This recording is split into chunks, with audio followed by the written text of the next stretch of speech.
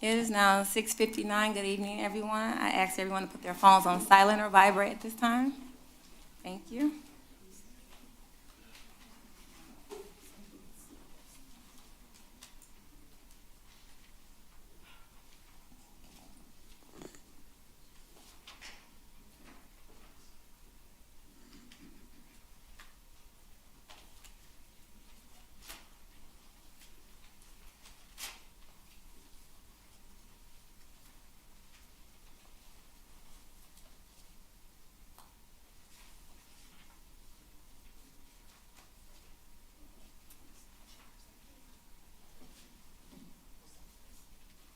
It is now 7 p.m. Again, welcome everyone. I see some faces I haven't seen in years, and some I've never seen before, so Happy New Year.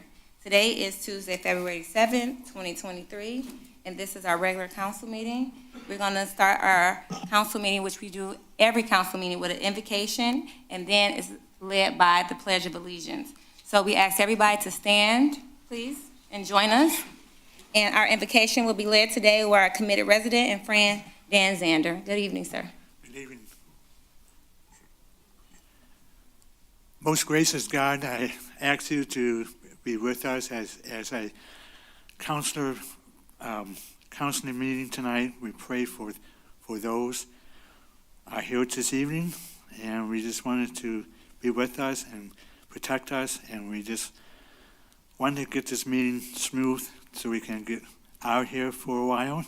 And we just we like to have you as our guest for the council, and I pray that you are with us, and I protect you, and just do what we have to do in Jesus' name. We pray, Amen. I pledge allegiance to the flag of the United States of America and to the republic for which it stands, one nation, under God, indivisible, with liberty and justice for all. Thank you, everyone that joined us in the invocation and pledge of allegiance. We're going to go into our proclamation for Black History Month. I don't know, I always try to give council a chance to read the proclamation. Did anybody want to read the proclamation tonight, other than myself? It's up to you all. Okay, I will do it.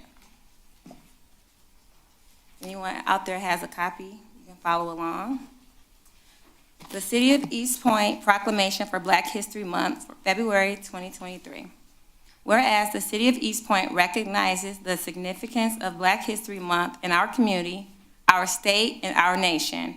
And whereas the City of Eastpointe recognizes the month of February is nationally celebrated as Black History Month, which dates to 1926, when Dr. Carter G. Woodson set aside a special period of time in February to recognize the heritage and achievement of Black Americans. And whereas the City of Eastpointe acknowledges the importance of locally elected or appointed men and women of African American descent representing our community. And whereas the City of Eastpointe recognizes the importance of commemorating Black History Month as it acknowledges the achievements of African Americans throughout our nation's history and encourages the continuation of its celebration to raise the awareness of their accomplishments. And whereas the City of Eastpointe denounces prejudice and unfair discrimination in any form as an affront to our fundamental principles. And whereas the City of Eastpointe, as the first majority Black community in Macomb County, encourages the continued spread of knowledge regarding Black history, not limited to a single month during the year. Whereas we acknowledge the Royal Majesty Nkrumah Gerard Marie Messina, who came to power in 2018 as the passing of his father as the King of Mabog Para community in the center region of the Republic of Cameroon, which is located in Central Africa. He works as an associate professor in the Department of African Literature and Civilizations at the University of Yaoundé in Cameroon, and whereas of January 1st, 2023, he became a member of the board of directors for the African Roots and Heritage Foundation, the ARFH, ARHF, based in Detroit, Michigan. He was inspired to encourage ARHF, which is the African Roots and Heritage Foundation, to open an office in Cameroon to reconnect Africans of diaspora to Africans on the continent.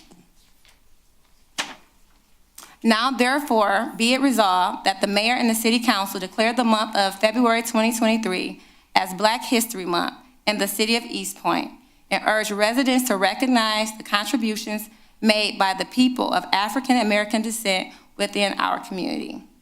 So thank you all of council who signed this. The King, His Royal Majesty, is not here today to accept this proclamation. He was here yesterday and he went around the community and we visit some of the Black-owned businesses in celebration of Black History Month. One of those businesses was Mr. D's Corned Beef, right there on on Gratiot near Nine Mile. And I think it was his first time actually having corned beef ever in his life. So they cut it differently in Africa, so that was pretty amazing. And that's also a new business here in the city of Eastpointe. We also went to a Epic Entertainment a banquet hall here in Eastpointe as well, and seen the nice designs and events that that business owner does. And both businesses are Black-owned, one is woman-owned as well, and both are ran family-owned businesses.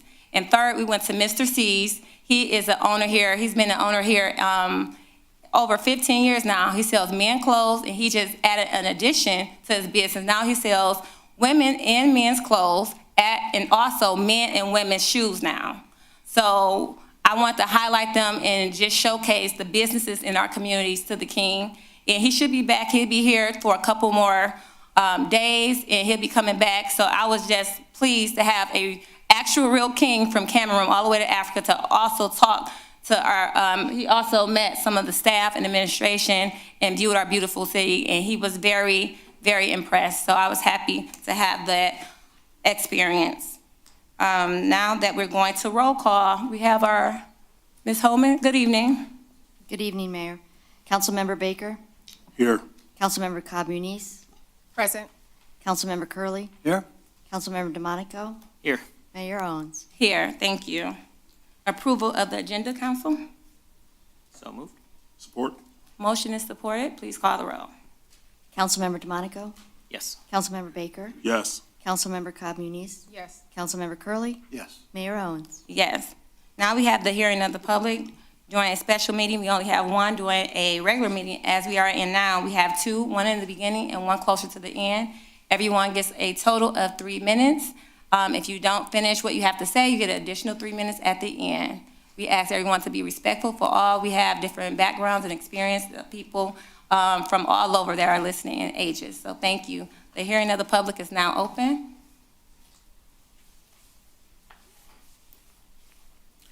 Good evening, Council. Mary Hall Rayford, Eastpointe, Michigan. In December 17, 2019, comments were made and expectations of residents of Eastpointe that had never been made for any other mayor in the city. That's when a double standard was established. When you want something no one else has had, that's a double standard. That was a disrespect to every resident here that pays taxes when you expected taxpayers to accommodate your wants. Eastpointe residents have not disrespected you to the point where there's a rise in crime. A rise in crime has to do with other people and their behavior. So the problem for me is you disrespected everybody in here when you pointed fingers and said, we were the ones responsible because we did not respect you. I told you the night of the election in 2021, when you accosted me on the parking lot, you asked me why I didn't like you. I told you then, I don't like liars. I still don't like liars. And until we can hear some truth, your talking about God means absolutely nothing. There is no God in you. If there was, you wouldn't have to tell us. We would see it. So it's time to grow up and stop blaming everybody else for the things that you don't accomplish when you want them to. Have a good evening, everyone. Thank you. Anyone else?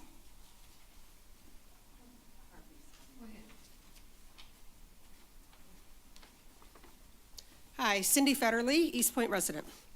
My first comments are regarding the special meeting held on January 24. Council voted to give $500,000 to the lead line replacement fund, despite the fact that residents want residential streets fixed. Councilperson Baker even stated that, yet went along with the vote, and Councilperson Cobb Muniz saw the need to fix the streets since the lead pipe replacement is already in the budget. Please educate yourselves about the lead issue. Our city has the best rate of water in the country.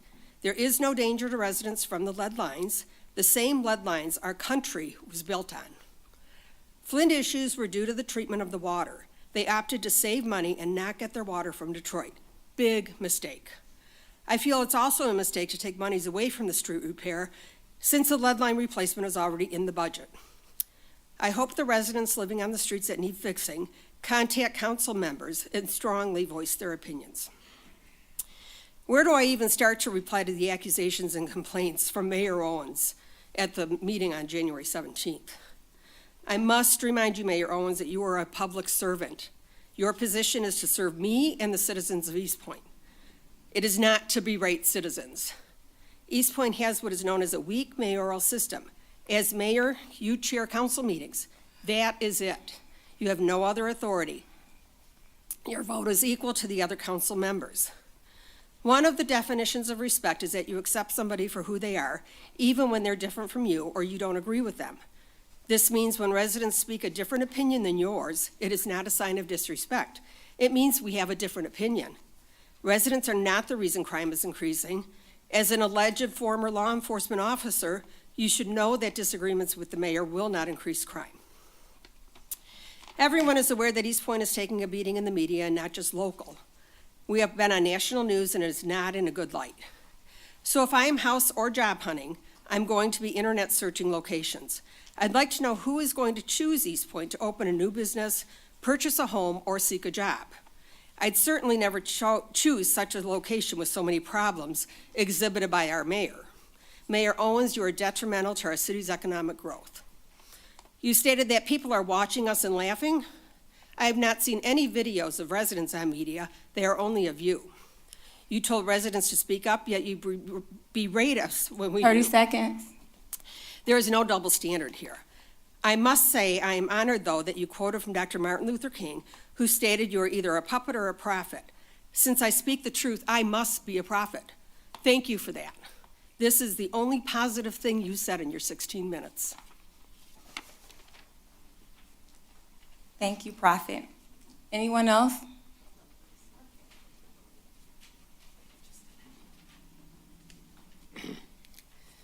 Madam Mayor, Council, Harvey Creech, resident of Eastpointe, Michigan, 50 plus years. I apologize for missing the meeting, but I missed the meeting, but someone presented me with this paperwork telling me the same thing about it. Madam Mayor, you are the mayor. But this, I think, in your words, is something that you better look into. It says, right here, indirectly, it says, since I am a black woman, you make a mockery and try to make a fool out of somebody, and it is wrong. Are you the somebody?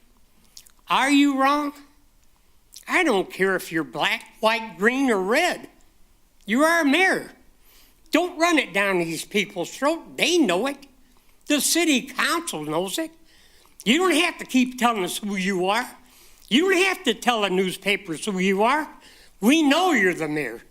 When you start acting and helping these people, I want solutions. We have the problems. You can help us come up with the solutions. Please, our education system. We have a lot of problems. Housing problems, education problems, people problems. This is part of your job.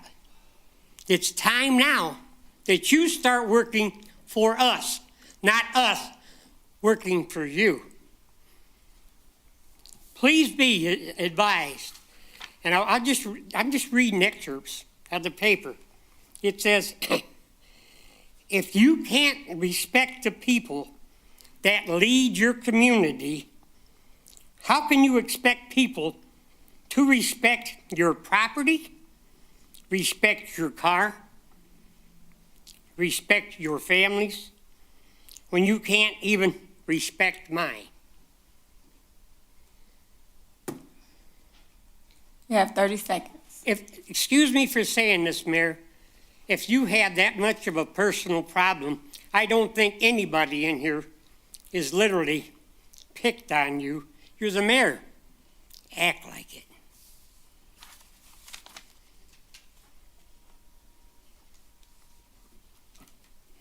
You're done? Oh, yes, I'm done. Okay, great.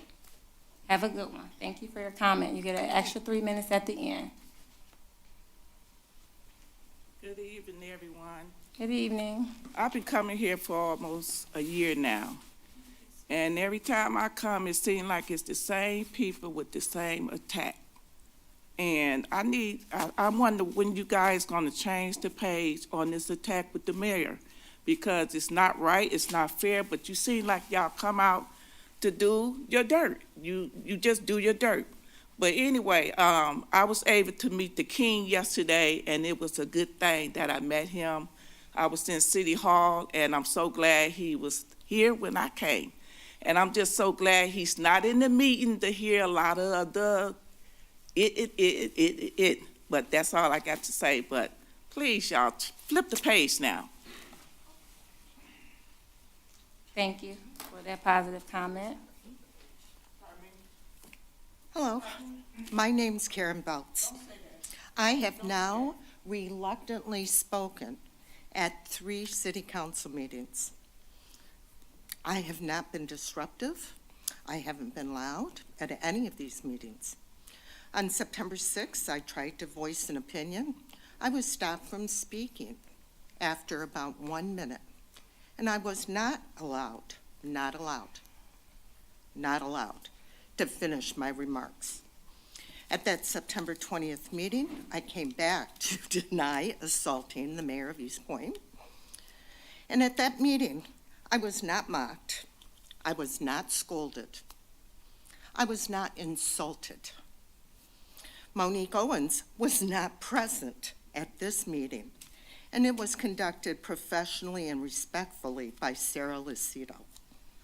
Since September, I have attended all of the city council meetings, and not because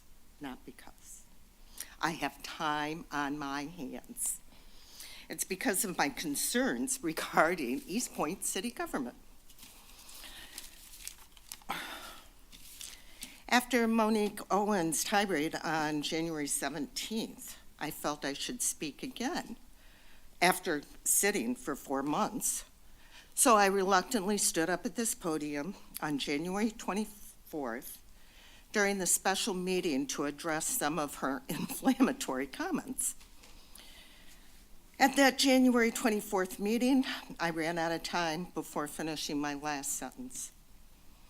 I was mockingly grinned at during my entire time at the podium by this mayor, and she's still smiling.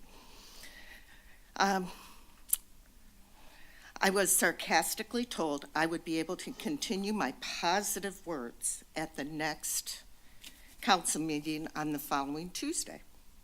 Fortunately, I was aware that there is no council meeting on January 31st.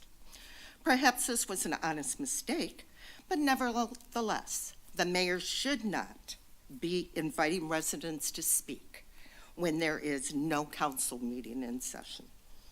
She also asked if there was any other words of positivity from the audience. I am seriously asking all of this council. I'm asking the city attorney, I am asking. 30 the city- seconds. Thank you. I am asking the city attorney, I am asking the city manager, when will residents be allowed to speak at meetings without the threat of being ridiculed and insulted? What will it take for this mockery and this intimidation to stop? Thank you for that comment. Anyone else would like to speak?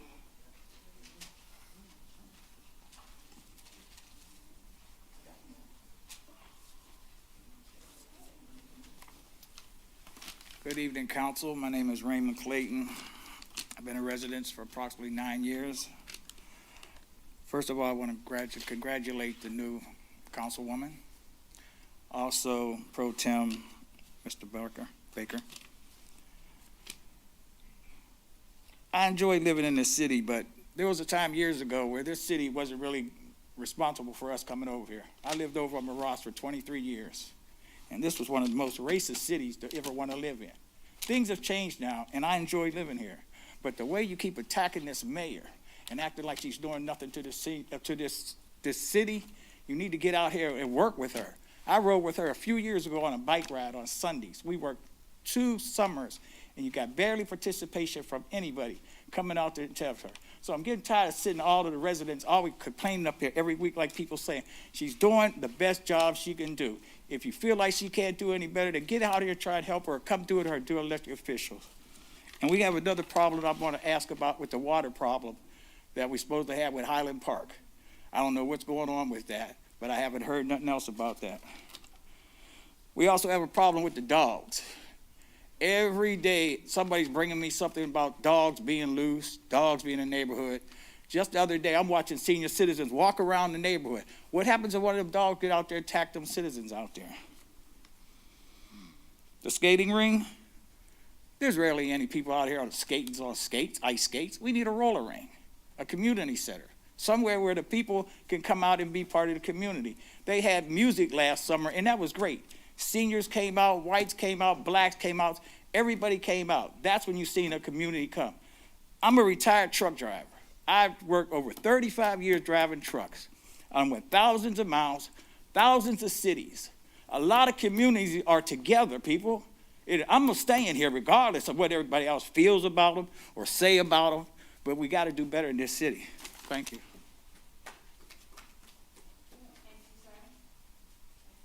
Thank you, sir. Hi, I just wanted to talk to you about the loose animals. I don't go on Facebook I'm Kathy Manuel. I live in Eastpointe for 20 years. I don't go on Facebook much, but a little cat came to my door when it was freezing cold out, and it was crying, and I opened the door and it ran in and it ate a bunch of food and it rubbed all over me. And I'm like, this is somebody's cat. And I got it scanned for a microchip, and it wasn't, so I posted it on the Eastpointe residents' Facebook site. And so I started checking it regularly. And yesterday alone, there was a report on there of a dog that was killed on 9 Mile. Another one was hit on Gratiot. Another one was shot because it was attacking somebody's pet. And there's just all these loose dogs and cats, and I don't know if it's a result of COVID where everybody got a bunch of animals and then went back to work and turned them loose or what, but I'm just wondering what we can do. If we need another animal control person or mandatory microchipping, fines. Anyway, I just want to bring that to your attention. Thank you, ma'am. And I never seen your face before, so keep coming. Please, thank you. Good evening, Council. My name is Grant Mead. I'm here on behalf of the Greater Metropolitan Association of Realtors to discuss Ordinance 23-1229. So I'm here on behalf because you guys have been doing a great job. I appreciate all your effort, all your energy you've put into this, but we still have some concerns as kind of the preeminent home clearinghouse in the United States. We believe that the state does have the right and does have the imperative to enforce health and safety standards upon local and large-scale rentals in its city. However, this current ordinance looks to define anything that is not claimed as a private or a primary residence as a rental. Now, this seems like a great idea, but we have a lot of other properties that are going to get caught up here, and I think what it'll end up doing is ballooning the size of the building department's work. For example, if any member of this council owned a home and then owned a second home that their kid then rented out to them, that second home, because it is not a PRE home, now is liable to be inspected by the city's building inspection department. Same thing if you owned your home and then took ownership of your parents' home. Your parents' home is now liable for inspection under this new ordinance. A lot of local communities have taken the code needed and the definitions needed to properly enforce rental restrictions and rental inspections, and I think that we can do that, and I think this code can do that a lot better than the way it has been done. And we do understand the concern about short-term rentals and the impact that they have on local rental economies and local residential economies, but a lot of your neighborhoods and a lot of your neighboring municipalities have addressed these quite well, have found tight definitions that only target short-term rentals, only target commercial rentals, and do it in an effective way where private citizens are not caught up in the bureaucracy of the city building department. I think that as members and as residents of the city, you should look to keep those people out from having to deal with building inspections and rental inspections that they have no reason or right being involved in. I sent you all a letter earlier yesterday. I sent it to everybody's Eastpointe email, so if you have any questions, again, my name is Grant Mead. You can find my contact information on that letter, and I look forward to discussing this further with any of you who wish to keep working on it. Thank you. Thank you, Mr. Mead, for showing up and you're informing us on so many different things with this ordinance. Madam Mayor, if I may, Yes, ma'am. I have an email to read into the record, please. Okay, yes, please. So this is from Sue Fanchett. Two things that are of concern to me. One, with all the talk of the 9-mile road reconstruction, I would like to know if there are any plans to deal with the crumbling road along 10 Mile from Hayes to Gratiot. The area from Hayes to Phlox is especially dangerous. To say the road is in poor condition is an understatement. Potholes abound, pavement is uneven. The lanes are narrow, and it is often difficult to keep your car in one lane due to 40 miles per hour speed limit and the uneven surfaces. Accidents are common along that stretch, and I often wonder what part the road condition may have played in it. This section must be fixed for the safety of all who travel 10 Mile. Number two, with all the talk of car break-ins and car thefts, perhaps one of the factors leading to these incidents is the poor street lighting, especially in the residential areas of Eastpointe. The streets often have only one dim light per block, if that. Our block has one very dim light mid-block that is essentially useless. Coming out or going into our house during darkness has a third world feel to it. We may as well be living out in the country. Of all the cities around the area, none of them neglect to light up their residential streets like Eastpointe does. This is something that needs to be addressed. Thank you. We have a young man. If you want to come to the podium and introduce yourself. He is actually one of the business owners that myself and the King went to go visit, and I'll let him introduce his business. He's also a resident here. Good evening. Good evening. How you doing? My name is Dave Jones. I'm the owner of Mr. D's Corned Beef right across the street, and going on our second year in business. And I've been a resident about 15 years in Eastpointe as well. Yeah. Well, thank you for coming, and thank you for inviting us. I seen you brought some a bag for us. Well, my wife, she's going to bring some refreshments up. He's going to bring. We talked earlier. I'm gonna stop this timer. We talked earlier, and he wanted to bring some flyers. Did you bring some flyers? Yes, I have some flyers. He brought some flyers, and he also brought some samples for everyone who came in tonight, so that you all can come out and support him and actually try the food. Yes. So we want to thank you for that.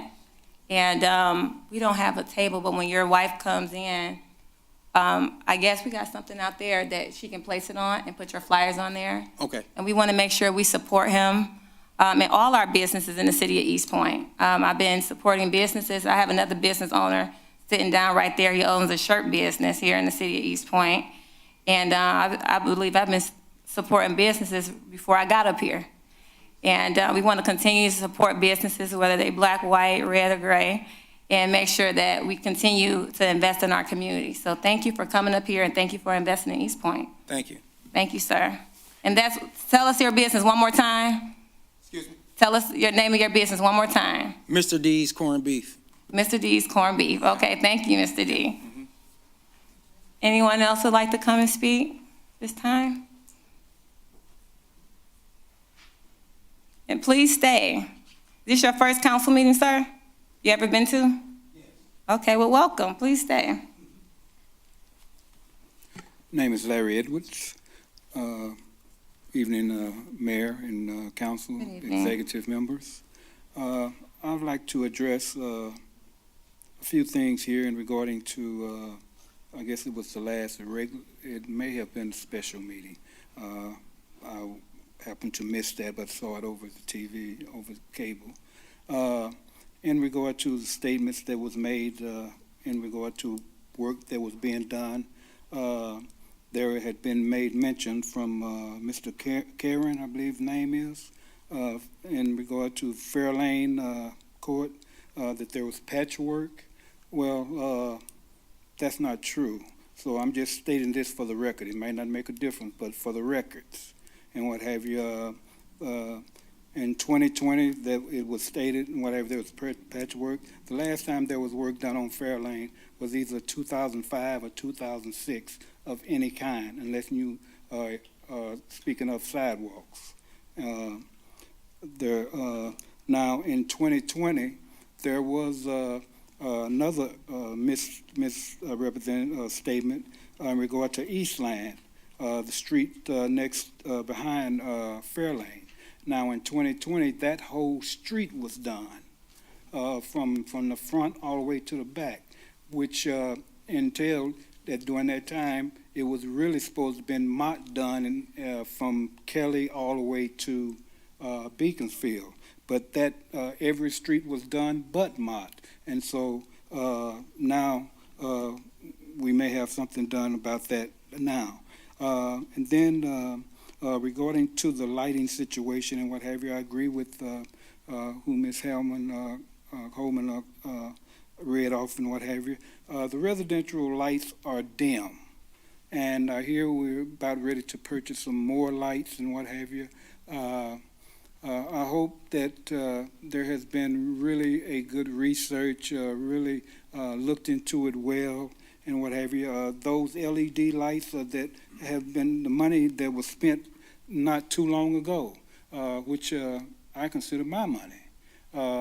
It was around 2017, 2018, if my memory serves me correctly, where lights was placed on the main streets as well as in the neighborhoods and what have you. So that seemed like a waste if we're this soon 30 seconds. turning around and redoing lights again.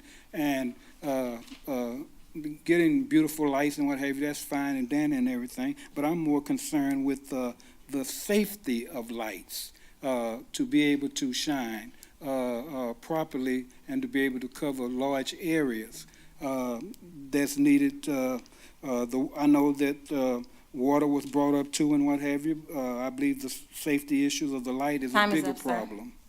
But you get an additional 3 minutes at the end if you didn't get to complete some of your statements. Anyone else would like to speak at this time? I don't want to close it out and miss anyone. Okay, the first hearing of the public is now closed.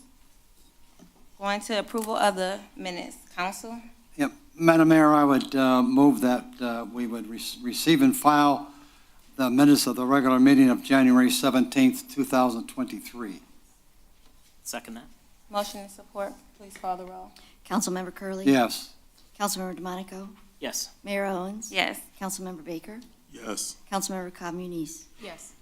And Madam Mayor, I would move to receive and file the minutes of the special meeting on January 24th, 2023. Second. Motion and support. Please call the roll. Councilmember Curley. Yes. Councilmember DeMonico. Yes. Mayor Owens. Yes. Councilmember Baker. Yes. Councilmember Cobb Muniz. Yes. We have a scheduled hearing. I'm going to open it up right now, the scheduled hearing for the public hearing for the 2023 Macomb County Community Development Block Grant, the CDBG program. Anyone would like to speak at this time?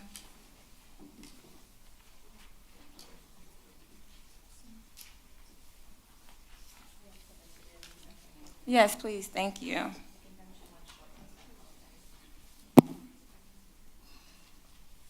Thank you. Okay, thank you. Thank you.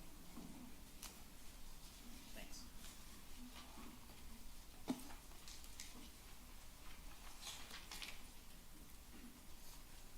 Good evening. My name is Stacy Conti. I am the Community Outreach Coordinator at Interfaith Volunteer Caregivers.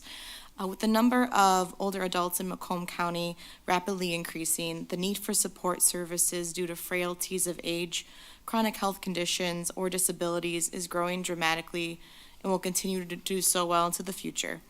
For 30 years, our organization has been providing free basic assistance to hundreds of frail, older, and physically challenged adults, helping them remain safely in their homes with the help of over 200 volunteers. Such assistance includes transportation, chores, respite breaks, errands, and loneliness. These opportunities provide fulfilling opportunities for those who wish to volunteer, as well as support for those in need. The CDBG Safe at Home project of IVC is part of our larger chore and repair program for older and disabled adults. The project was developed to provide additional chore and repair services in communities that allocate funding for this purpose. The project allows us to assist low to moderate income seniors and physically challenged adults with indoor and outdoor chores, minor home repairs, and routine housekeeping. We identify individuals who cannot do these tasks on their own and who have limited resources, and prioritize those who have the greatest need. We are requesting the CDBG funds to increase the number of low-income citizens we can reach to grow our program, as well as coordinate the volunteers who do these services.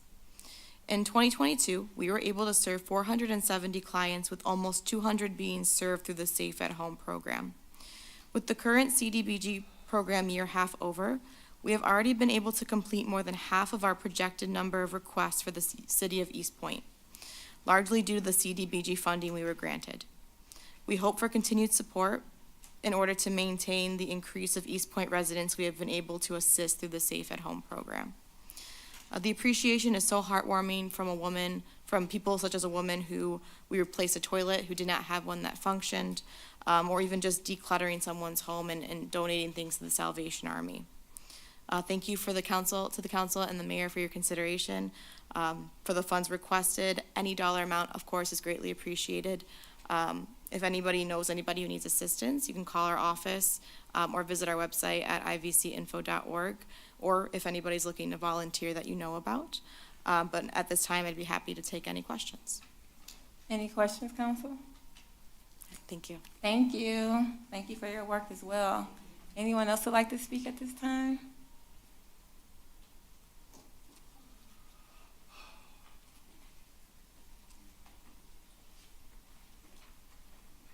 Thank you. Thank you. Thank you.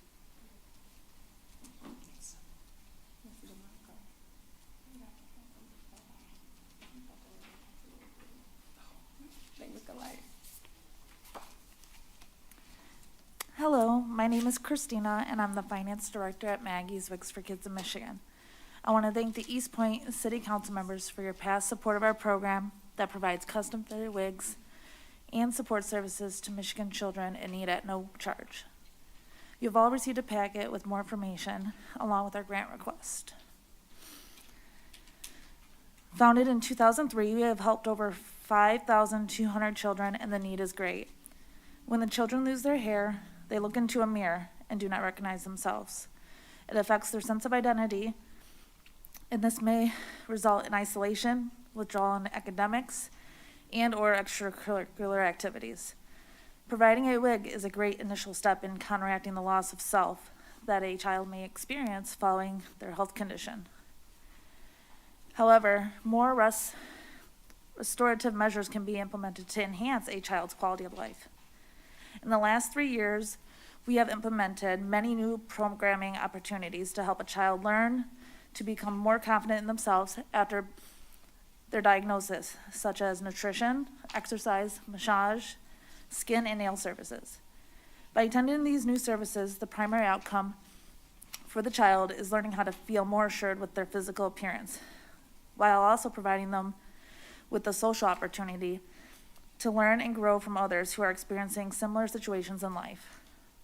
As a result, the secondary outcome of these programs involves restoration of hope, increased self-esteem, and establishment of support networks. Over the last few years, we have helped 10 children from your community, and this year we are asking for $1,000 for a child in the coming year. We keep our request conservative based on the amount of children we have seen in previous years and income levels. Maggie's Wigs for Kids in Michigan is fortunate to have the Platinum Level Award for our commitment to financial transparency through GuideStar, a charity watchdog for nonprofits, and less than half of 1% of nonprofits receive this recognition. We are humbled to receive this recognition for the past 8 years, and your funds go directly to the children we serve. We ask, if you ever know of a child in need of our services, to please refer them to us. We help everyone, we charge nothing, and we turn no one away. You're welcome to share the folder I gave to you with your family, local schools, churches, and the community. And we can be contacted at 586-772-6656 or www.wigsforkids.org with the number 4. On behalf of the kids, I thank you for your consideration and support. Are there any questions? Any questions? Comments? None. Thank you for your work. Thank you. Continue work and efforts. Anyone else this time?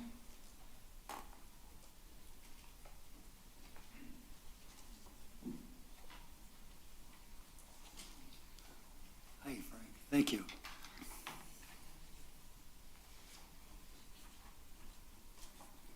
Fine, good. Thank you.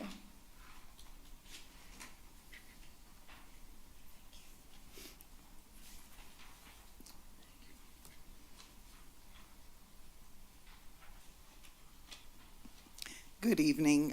While our board chair is giving out our information, my name is Dory Vasquez Nolan, and I'm the executive director of Care House, the Macomb County Child Advocacy Center. So happy that Frank was able to join me tonight. Care House is located in the city of Mount Clemens, and we also have a satellite center that's been open now for 5 years, located in the city of Warren. We focus our services on child victims of sexual abuse, physical abuse, and children that may have been a witness to a violent act, as well as their non-offending family members. Our goal is to minimize the trauma that is typically associated with child abuse investigations and to support the child victim and their families on the road to healing. We are an accredited member of the National Children's Alliance, and we're one of over 900 in the United States.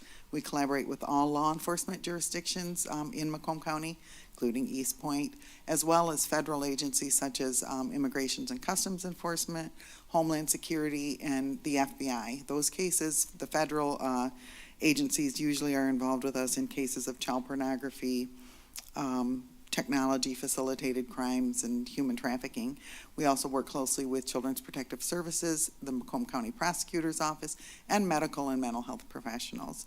We intervene just to promote the healing and help families with services including the coordination of forensic interviews, crisis counseling, child safety assessments, trauma-focused therapy sessions, support groups, crisis counseling, I think I already said that, family advocacy, access to forensic medical examinations, assistance with transportation to our counseling appointments, interpreter services if needed, referrals to other community services, and as the designated local counsel in Macomb County for the Michigan Children's Trust Fund, we offer child abuse prevention to professionals who work with kids and to the community at large.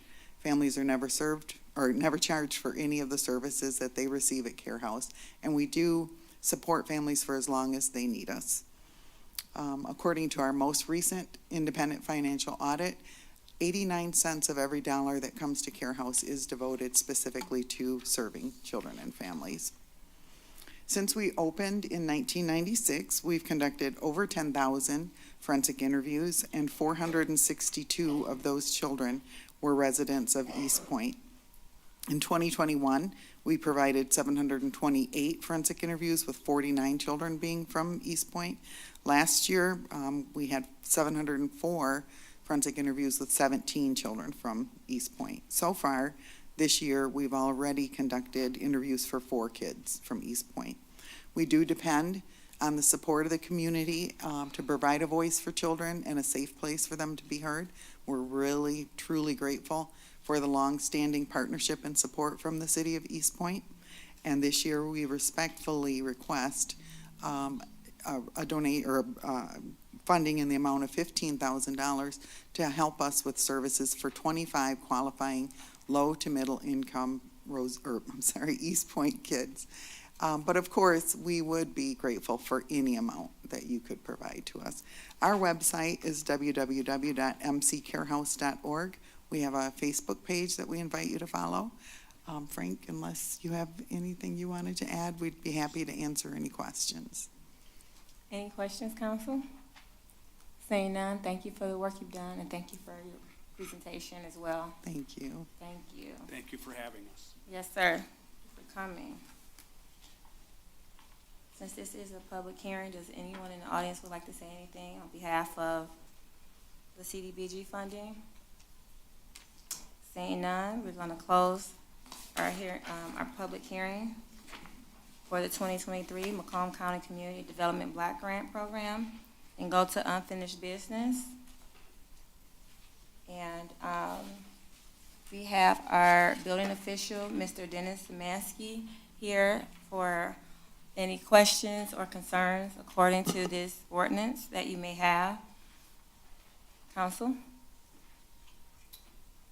Sure, Mayor, I guess a couple quick comments. For me, I was thinking about this a little more, and I'll try to keep my comments as short as possible. But I think, looking at this ordinance again, I think we're not specific enough in terms of short-term rentals and like post-closing occupancies, and specifically at least those couple, that they would not fall under this ordinance. And I think like our intent, you know, as Ms. Walton, Mr. Szymanski said, would be to not enforce rental inspections in those types of situations. But I think the ordinance should be more specific to say that, as opposed to just not, you know, choosing not to enforce. I guess that's, in general, just my comments. We'll go to our city manager on that. You say you want to be more specific on certain things, so you want it written a certain way, so we have to go to our attorney. I think, I can't see his face. I know you broke it down. That's why we're here today, for some of the requirements that the councilman said. So it's not as specific enough, Councilman, is what you're saying? Yeah, and I think more it might need to be from the expertise of Ms. Walton, Mr. Szymanski, but like reading, you know, the definition of residential non-owner occupied unit, that part, it's like, you know, 4th paragraph of page 2. Thank you. I think that like short-term rentals, which, again, there's probably not a huge amount, but if we're not planning to enforce it, I think the definition should exclude them. And the same thing with like a post-closing occupancy. And again, I've learned some new things. I had never even heard of that, frankly, until we started talking about this. But I think just as a matter of just good policy, we shouldn't pass it and just not enforce those scenarios. So you just want that. Ms. Walton, I'm going to give you the mic on that, because it sounds like he just wanted to be written a certain way to be more specific. So I'll let you have the mic on that one. Thank you, Mayor. I think we've had the conversation, I think, for a couple meetings. One of the biggest things is, as the building official, he's licensed through the state of Michigan, so he has the authority through the Michigan Code to enforce. So I think the way that the ordinance is written permits that to happen. I think the PRE language still addresses those two circumstances. I don't know if there's further question or clarification asked regarding the ordinance. I don't know what else to provide based on the feedback. What part of the definition excludes like a short-term rental? So if we're saying for an Airbnb and you're renting a room in the back of your home, but you're still living there, you would still have a PRE that would be your primary residence of the home that you're in. So when we did our check of, like, annually an audit of any homes, you would fall in the circumstances where that is your primary residence, and we would not request that. It's also part of, like, the ordinances, there's a process in the building department in identifying those. So we go out and we tag homes that do not have a PRE. That doesn't mean that we enforce every single one that doesn't. There are a lot of circumstances, because families, things change. There are a lot of circumstances that everything is not uniform based on people's family lives. So for instance, we had someone come in and there was a husband and wife that owned 2 properties in Eastpointe, and one of them was occupying one home and another one was occupying another based on their family situation. So even though together they're currently married, there was one on a PRE, based on the circumstances, they're not renting those for a profit. So that's another circumstance. When they come in, they speak with the building official. Under the Michigan Code, he has the ability not to enforce or require them to follow that process. So based on the ordinance that's written, I would still recommend moving forward and allowing the building official to operate through his license and under the Michigan Code. I guess just, sorry, one clarification on the short-term rental. I guess I didn't mean the scenario where someone's living there. They own the property and renting it out, or try to rent it out all year. And okay, it's not just me that's noticing the way it's going. The scenario where they're not living there. So you'd say it'd be the same thing if you're not living there all year. You're trying to rent it out every weekend or whatnot. You know, maybe big events in town. Okay, now the audio's messing with us here. Would be the same situation. Yes, sir. Okay. So essentially, even if you're doing an Airbnb, you would have to, in the language, to be the principal residence, and part of the primary residence, as it was highlighted in part of the email, would be the 30 days. But an Airbnb situation where if there's a home being rented under Airbnb for a week, it still wouldn't fall under that circumstance for us to follow through on it. We don't do any checks in terms of the Airbnb or checking any of those sites to verify anyone that's doing any short-term rentals. We have no way to verify or even research that because it's not consistent information, whereas a PRE is public information, that is record that we have access to and can verify, but that also allows our building official to do an annual audit, review it, and then people to come in, have conversations, and work with him based on the circumstances to identify it. Any other? Now I know Mr. Mead brought up the fact, it's probably the same thing that you brought up with the married couple. But as far as if I have 2 homes and I'm the primary resident and I let my daughter stay there, that doesn't affect that because I'm not making money off my child living in my second home, correct? Correct. Okay. So if you were allowing your daughter to live there and it was not a rental home, that would not fall under those circumstances. So that would be where you come in, talk to the building official, explain those circumstances, that it's not a rental property, and he would not subject you to this ordinance. Okay, thank you for that clarification. Any other questions on this, council? If not, can I get a motion to move forward? I do have one quick question. Oh, yes, ma'am. Mr. Albright, do you deem that there's any additional language needed to give that clarification? I think the ordinance, and I believe I had stated that at a previous meeting, that I think that this ordinance as presented to the city council accomplishes what city administration is looking to accomplish. It addresses prior issues that city administration has identified. So I'm comfortable with the language that's presented.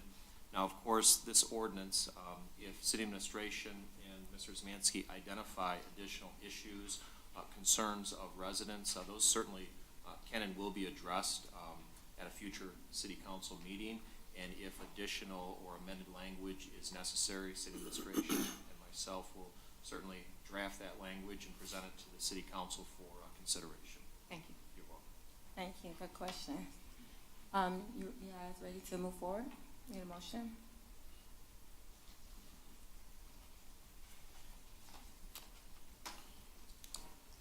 Motion to go ahead with the second reading and adoption of ordinance number 23-1229, and ordinance to amend Chapter 10, Buildings and Building Regulations of the ordinances of the City of Eastpointe. I'll second. Motion and support, please call the roll.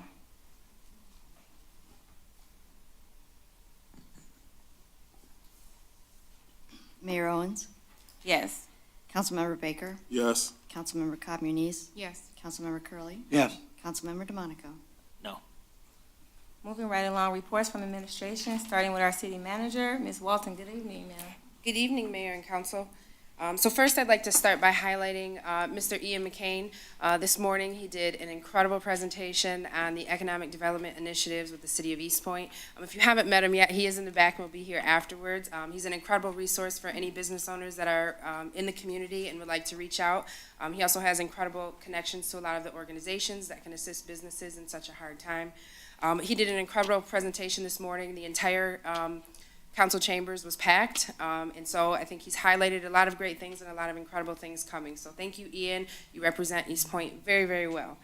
Modern 9, we have a project actually that Ian is spearheading as well, in a Main Street project of the reconstruction of 9 Mile. So on February 22nd from 1 to 4 p.m., we will have a launch event which will provide additional business resources. There are 16 businesses, support organizations for businesses that will be here. Again, that's February 22nd from 1 to 4. The construction is specific to 9 Mile from Beechwood all the way down to Gratiot, or all the way down to 94 in the next several years, but there are a lot of businesses that will be impacted in the area. So even if you're not directly on 9 Mile, you are more than welcome to attend the event, gather some resources, some information. If you'd like to hear from our incredible project manager, Ryan Kern, he'll be highlighting the project as well and can answer some questions related to the project. I'd also like to highlight some water projects that we have going on. We have water main replacements on Birchwood and Firwood. We're replacing lead water service lines on Tuscany. And we've also had some recent water main breaks, which has caused some discoloration during the fixing of those water main breaks. So if there's a water main being replaced in your area, or if there is a water main break, that can cause discoloration in your water. So we usually do attempt to post those as soon as we can. Sometimes on the weekends it's a little bit harder. We're missing our community engagement manager, but we're hopeful to have that person soon so that we can get those posted more consistently. But if you ever have questions, if there's a water emergency, you can always dial 911. If you have water concerns during the day, you can contact our DPW office, and they will get those questions, concerns answered for you. And if it's after hours or on the weekend, our front desk at the police department is staffed 24/7. So if you have water concerns after hours or on the weekends, you can always contact the 24/7 line at the police department, and they have contacts for the on-call workers and supervisors for DPW. Our water filters are still available at the library, Department of Public Works, and City Hall. We also have replacement cartridges. So everyone that's received a filter already has also received replacement cartridges, but if you do need additional or you haven't received a filter yet, please stop by one of those city buildings and we'll be sure to provide one for you. The Eastpointe Roseville Chamber of Commerce has also scheduled the State of the City. Mayor Owens will be speaking, along with Judge Galen, as well as the school superintendent, Ms. Christina Gibson.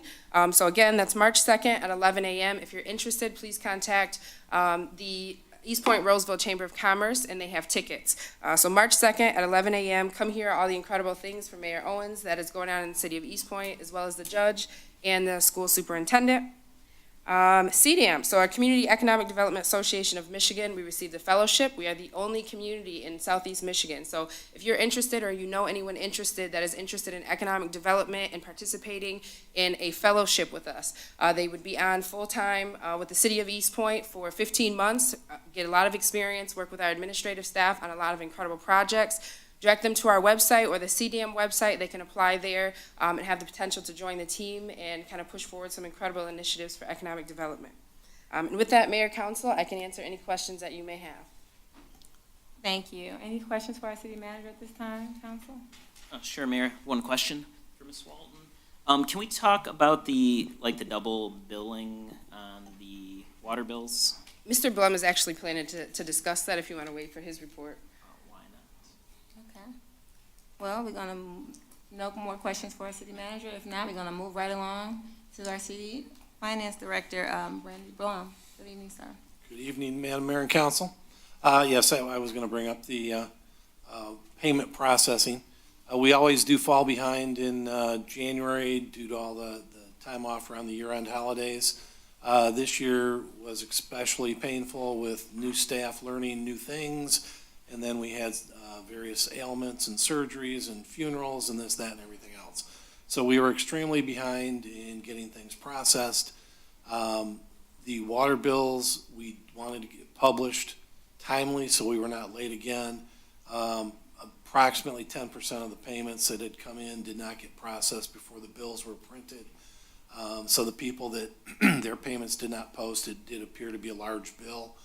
All those have now been posted, and then we still had tax payments that were behind that needed to get caught up. So as of Friday, everything is up to date. Anything on the website is up to date.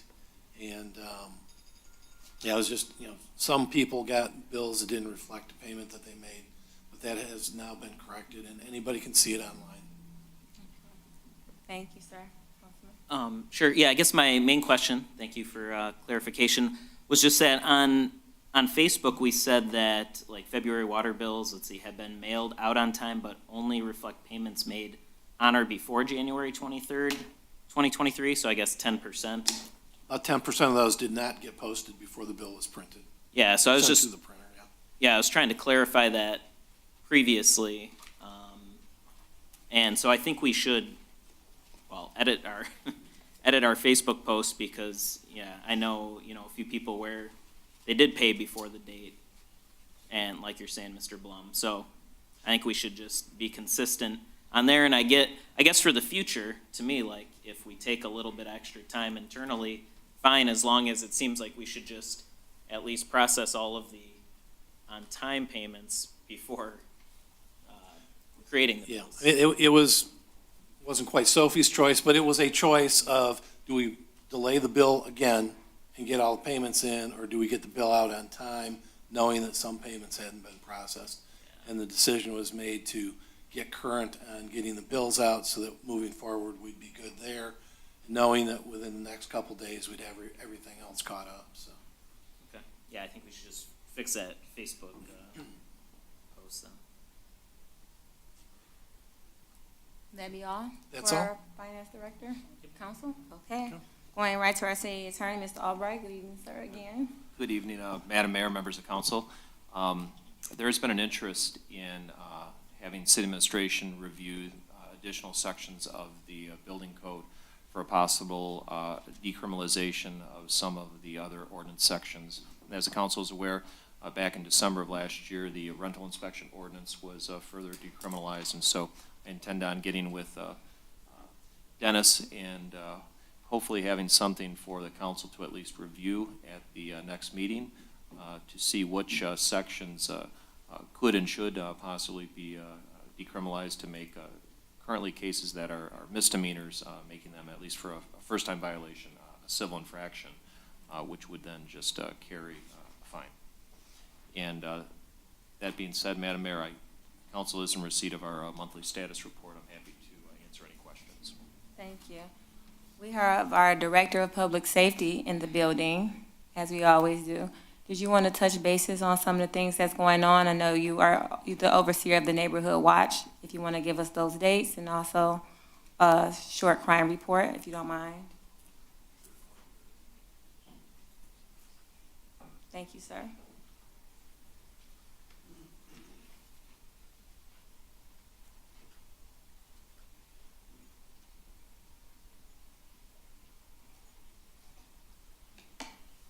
Evening, Mayor and Council.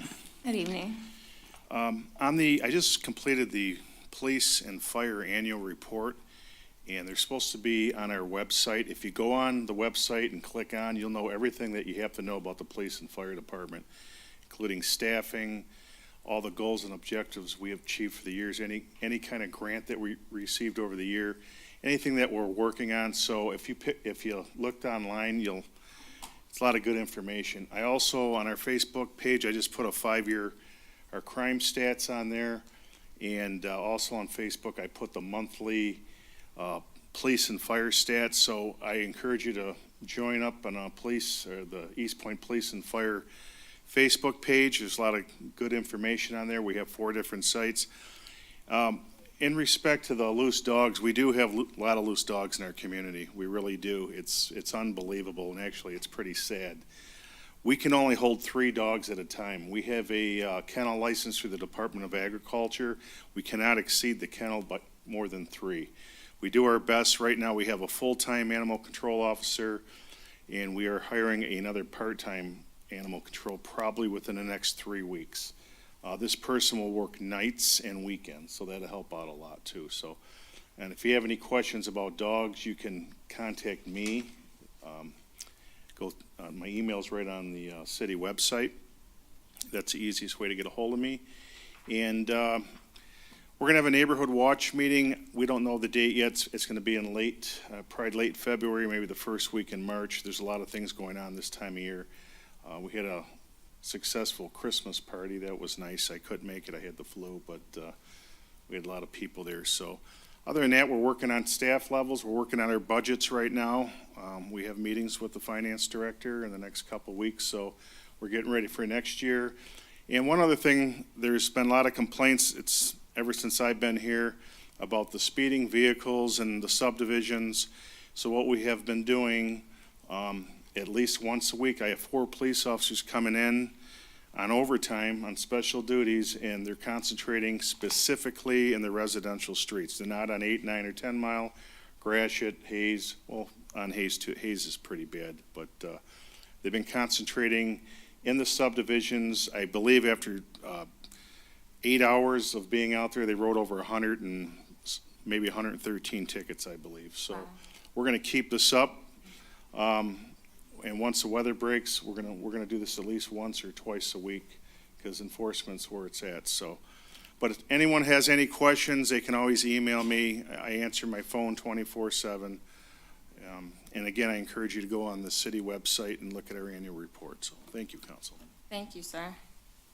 And how I know you have integrity anyway, but how I know that what you just said is true.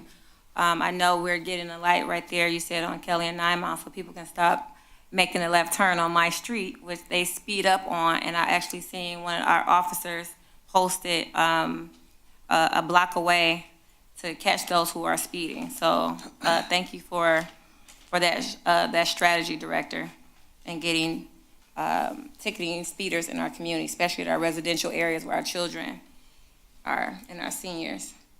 Any questions for our Director of Public Safety at this time? Anyone? Seeing none, we're going to move right along to new business for the approval of Budget Amendment 23-02. Mayor, I'll move the Eastpointe City Council approve Budget Amendment BA 23-02 as presented. Second. Motion and support, please call the roll. Councilmember DeMonico? Yes. Councilmember Baker? Yes. Councilmember Communis? Yes. Councilmember Curley. Yes. Mayor Owens? Yes. The approval of priority waste, solid waste collection and disposal bid proposal. I know we have Mr. Kern here from AEW, Mr. Palalucci, and Mr. Blum to help us strategically choose what would be in the best interest for the city. Council, 'cause I know we have to, can you guys, well, you have a microphone. Good evening, Mayor and Council. We do have a representative from Priority Waste here too as well that can answer any questions, but we did put this out to bid here late last year. We did get 3 bids that were received. One from Waste Management, which was incomplete. We had to disqualify that bid. GFL was the current contractor here in the city, and then Priority Waste. Based on the bids that we received and the references that we received, as well as meeting with Priority Waste, our recommendation is to award a minimum 5-year contract to Priority Waste. And again, we've got Dan here from Priority Waste that can answer any questions the council may have. Okay, the representative of Priority Waste. Good evening. Hello, everybody. So we have a recommendation right here. I know, what's Mr. Palalucci at? Is he? Oh, okay. You're hiding. I know, I want to just, I don't know about council, I want to just follow the pattern that we currently have been doing as far as the hazardous waste and things like that, whatever we already been doing to continue that with priority waste. I don't know how council feels about that. Ready to move forward with the motion? Oh, I was, well, basically gonna say the same thing, yeah, right, we were saying item 2, weekly collection with contractor supplied carts, and item 4 about the 64-gallon recycling carts, which of course is what we already do. Or wait. Oh, yeah. Oh, wait, there's 4 and 5 are the same on here? No, they're different. Oh, bi-weekly, okay. I'm like, I know I read through this earlier. Yeah, and then the item 6, the weekly yard waste collection, and then 7, the door side pickup. I guess 8 was the only one, maybe up in there, about a annual household hazardous waste event, which I know the county does it. I went up there and, well, for a minute sat in line during COVID at some point to try and get rid of a few things, and it was a very, very long line, but I don't know if it's different now or if we can just go to the county as opposed to us holding an event. I don't know if it would be successful or not. I guess, is this something we can not do now and talk about in the future? Because obviously 5 years is a long time. Maybe in the future it seems like it'd be something useful. Yeah, that's why we set it up as a separate bid, basically as an alternate for council to decide whether they want to go forward with an annual household hazardous waste day or not. It was just something that we're presenting. I know communities sometimes want to do that on an annual basis. Some do it more than once a year, but felt that we would get a price on this and present it to council as a potential possibility. Mr. Paolucci, how successful has that been? I want to get you have some numbers and. It's very successful at the county level. As a matter of fact, unfortunately, they turn people away that are in line. So it's a great program.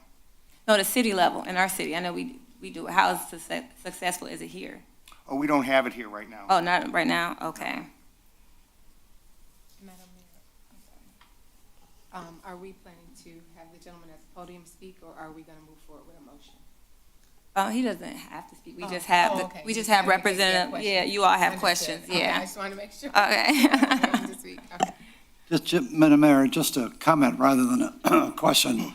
Excuse me. I am very happy that we are going to maintain the door side pickup.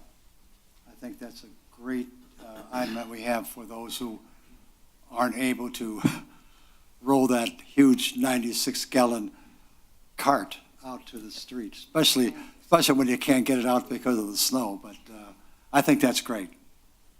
Okay. I thought we did do a waste event here once a year at the DPW. I think maybe, Mayor, we did a computer Okay.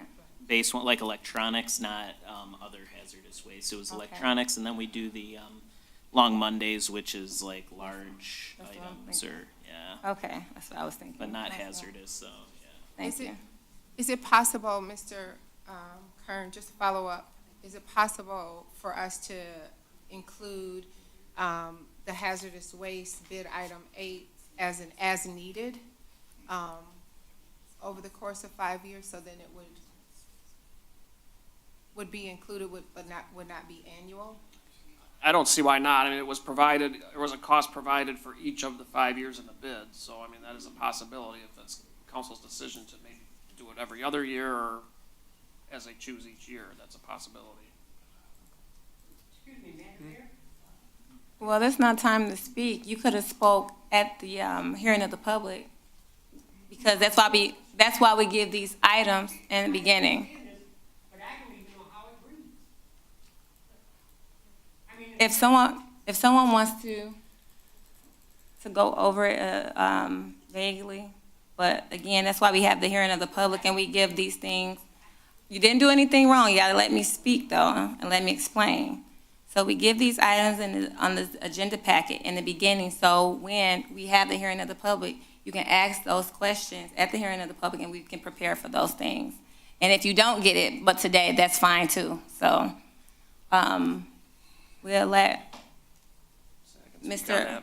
Yeah, we give it to you, so, Basically, certain communities will hold these events, like Macomb County, a lot of counties do, certain communities will hold these events on an annual basis. It might be more than once a year, but it's basically for items that you can't dispose of in your weekly trash. So whether paints, chemicals, electronics is that's usually a bulk of it, electronics. Stuff that you can't throw out in your normal weekly trash, we hold these events, and then, Priority Waste, or whoever's awarded the bid, has to dispose of that differently from your weekly trash. I don't know if that's what he Yeah, wants. batteries. I don't know if that's what the information he wanted to know. Was that? The question that I'm asking, is it the same company that we have? No, sir. This is a new company. Okay. Priority Waste. Yeah. So, Go ahead. okay.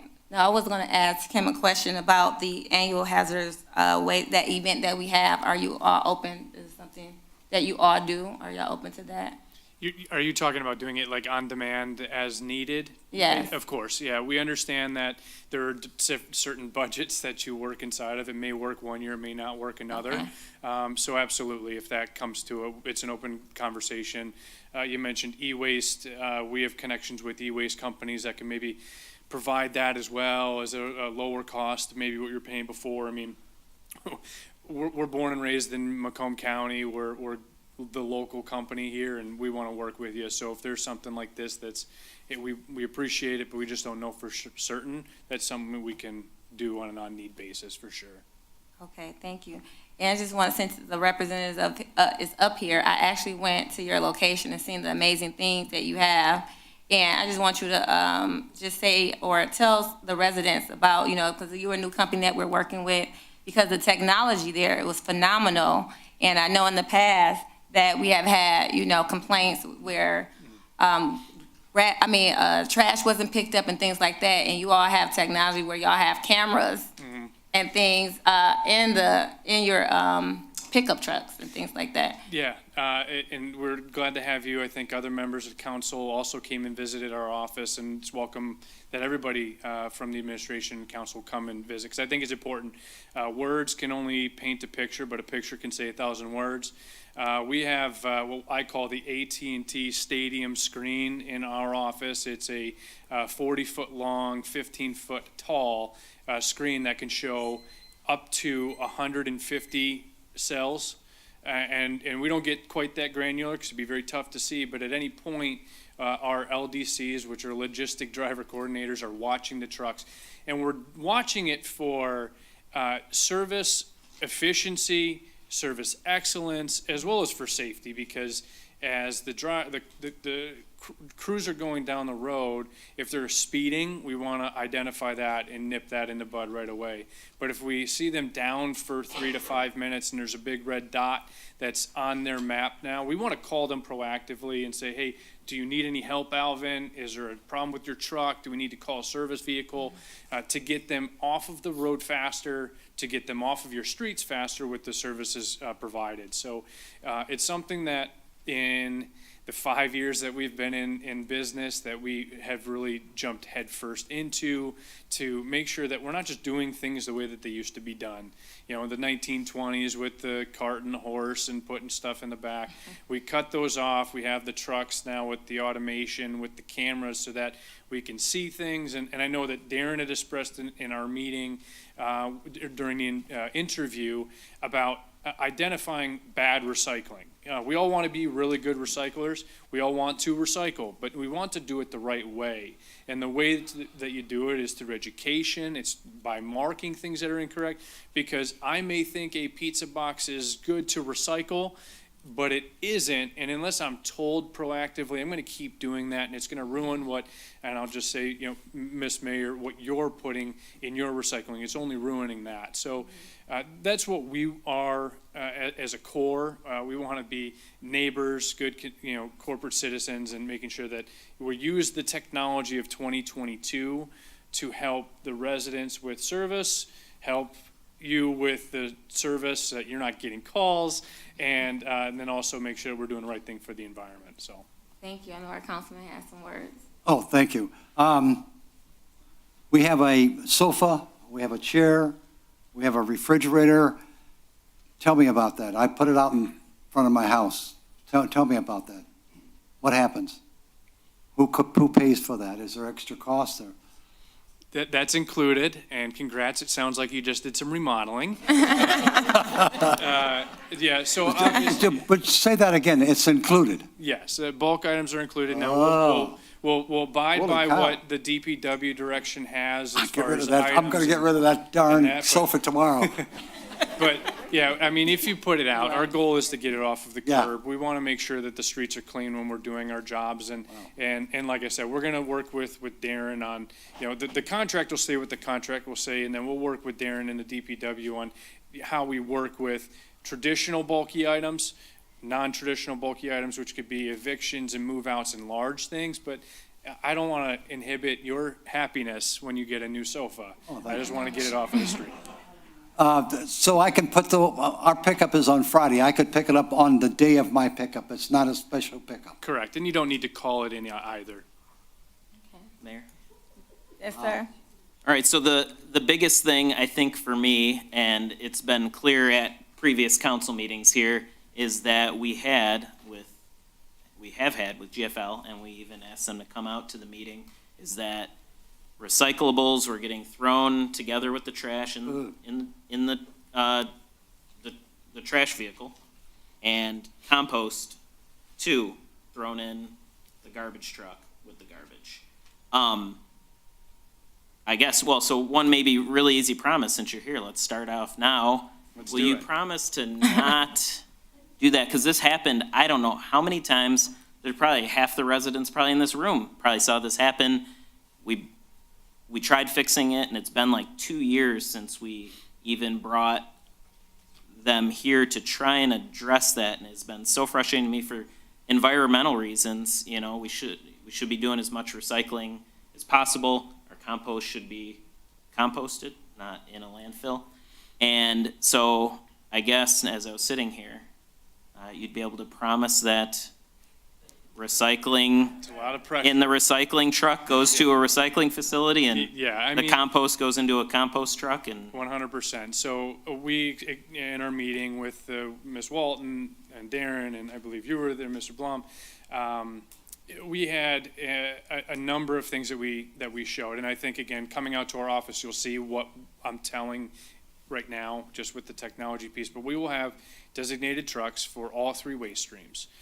Will there be a mistake? 100%. I'm not going to come up here and say we're going to be perfect and our guys aren't going to make a human error, because we're all human. Sure. And that is, they're touching 13,000 homes in this community at 6,000 a day. There's going to be a mishap, but the effort is to be perfect. And the training is with those cameras. When we identify that area, we can identify two things. Is the container marked correct? Because again, I'll point the finger at myself. If I put a container out with recyclables, but it doesn't say it, are they going to know that? We'll be able to identify those, as well as the mistake, if it is identified, talking to, training up, and telling our crew members, hey, this is what this is, and this is what this is. Make sure we're doing it correctly, and they all know. But I just want to set the precedence that mistakes happen, but on the grand scheme, we're going to do things correctly. Materials are going to be going compost-wise to our facility. The waste stream will go to our facility, just about 7 miles away. And then recycling will go to Arasac over in Southfield, which is a Republic-managed public entity. So. Thank you. then I just had one more item, one more question for Mr. Blum. What's the garbage fee going to be on the water bill? It's $10.86 right now. It depends if we do it as a 10-year pricing and not change it, or if we start off low and then increase it every year. If it was, we're waiting on final numbers for budgeting, but it looks like it would jump to about $15.56 for 10 years, or we can start off probably low 14 that would then climb to closer to 17 by the end of the 10 years. So it will be more expensive than today. If I'm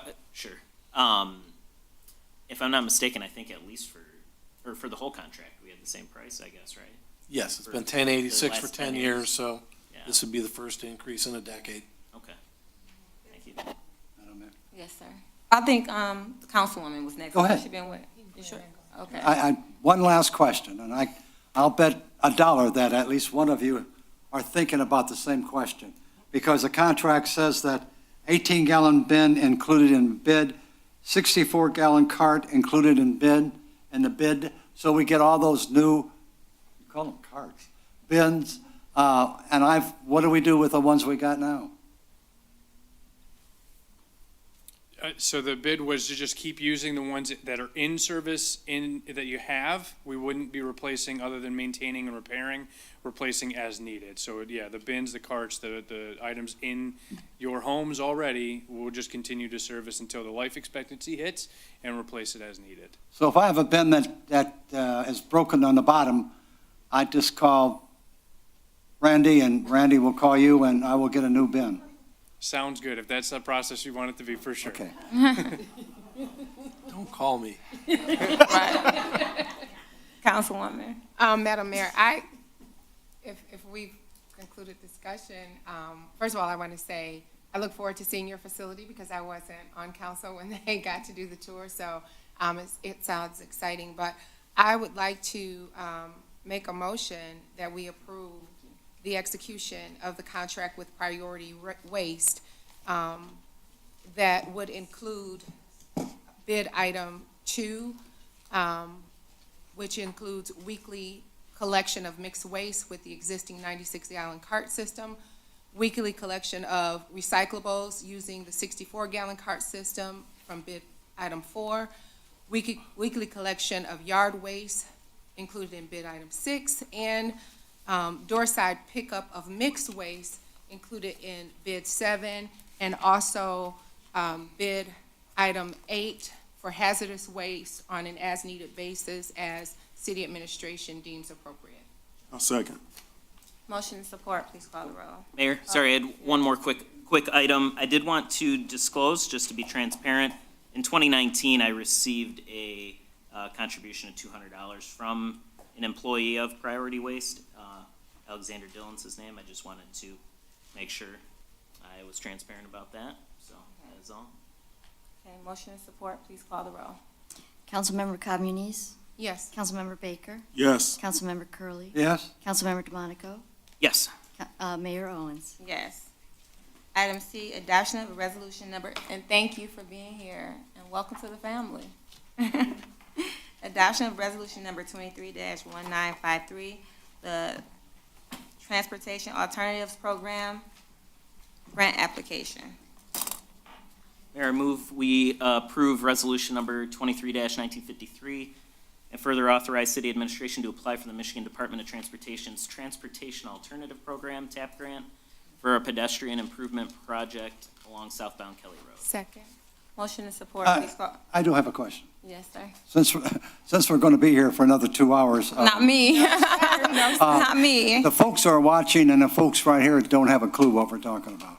So once in a while, I just kind of think it would be nice if they knew what we're talking about when we say support, and we call the roll right away. So if I could ask the city manager to explain what we're talking about on Kelly. Absolutely. Can I pass it to your Assistant City Manager, Ms. Holman? You sure could. All right. Ms. Holman. And I'm going to pass it to Mr. Kern of AEW. Who can I pass it to now? So what we're looking to do is apply for a Transportation Alternatives Program grant through the Michigan Department of Transportation. They offer this program quarterly, basically for pedestrian and bicycle improvements for the most part. And what we're looking at applying for is pedestrian improvements along the Kelly Road corridor, the west side of Kelly from 8 to 9 Mile, the commercial corridor there. It's not the most pedestrian-friendly area there. The side, you've got the parking lots there that are within city right-of-way. The sidewalk is up against the buildings. What we'd be looking to do is widen that sidewalk and add sitting areas in there and try to make it more pedestrian-friendly. Basically, I know that there's been talk about trying to establish a social district within that area as well, so that would help with that. So we're looking at doing some sidewalk widening, some reconfiguring to the parking lots to where they would be one-way aisles, and changing the parking configuration to angled or parallel parking in order to accommodate a wider sidewalk. obviously upgrade any handicap ramps along that route to ADA compliance, and then also add in 2 mid-block pedestrian crossings. Currently, there's only crossings from the east side of Kelly to the west side of Kelly at 9 Mile, Topher, and 8 Mile, so there's more than a half-mile distance where there's no crossing from the east side to the west side. So we'd also be proposing a mid-block crossing, one between 8 Mile and Topher, and one between Topher and 9 Mile, and would be set up similar to the crossings that we recently did by Spindler Park on Stevens, where we would have the rectangular rapid flashing beacon at both of those locations, both north and southbound on Kelly Road, so that motorists would be able to see, be able to notice that there's pedestrians there that are across the road. So that's what we're proposing as far as applying for this Transportation Alternatives Program grant. Thank you. Thank you. I got kind of lost. You did motion and support. Did we call the roll and everything like that? Thank you. Can we call the roll, please? Yes, Mayor. Councilmember DeMonico? Yes. Councilmember Cobb Muniz? Yes. Councilmember Curley, Yes. Mayor Owens? Yes. Councilmember Baker? Item D, the approval of allocation of 2023 Macomb County Community Development Block Grant Funds for public service funds, which were, when we did the public hearing, you heard from some of them from Interfaith and also Wigs for Kids. Every year we do this and we give a certain amount of money that the county gives us to allocate funds to help those organizations, to help those in our community. And also in the selection of 2 projects for brick and mortar program. Council discussion. Mayor, I'm happy to start with the CDBG public, charity portion as I have in the past, if you wanted me to do that, to do the allocation, 23,600. Yeah, I was just gonna leave it as administration had it. I know we gave money last year. I think we were just gonna get it allocated somewhat to the same charities we did as last year, or did you have another way you want to do it? So the total requests exceed the 23,600, and there are two new groups. So we'd have to adjust slightly if we wanted to include the 2 new groups. I'm fine at how it was written, but if you have a suggestion, then I'm open to it in all of council.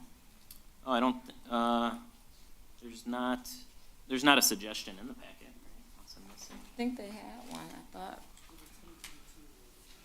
Okay, the 20, Right, but yeah, the that's 22 award is in there, so I was just gonna keep it consistent as what we did last year as a, just to follow that. Oh, okay. I wouldn't mind including the 2 other new philanthropies.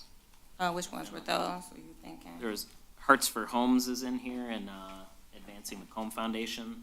They're the ones that did the basketballs at the basketball court. Yeah, we did work with Advancing Macomb to help us with the Boys and Girls Club as well. I just didn't allocate anything to them. Madam Mayor, if I may, Thank you. because what is requested is if we try to divvy it up any further than it already is. If you make the motion, I'll support it. I would like to make a motion then, that we allocate public service funds in the amount of $23,600, in accordance with the 2022 allocation. Support. Motion is support. Please call the roll. Councilmember Cobb Muniz? Yes. Mayor Owens? Yes. Councilmember DeMonico? No. Councilmember Baker? Yes. Councilmember Curley. Yes. Okay, now we have also on here, the project, yeah, the brick and mortar projects as well. Now, I had a question on this. I know some of my residents talked about our streets as well as council. Is there anything, this is a big packet today.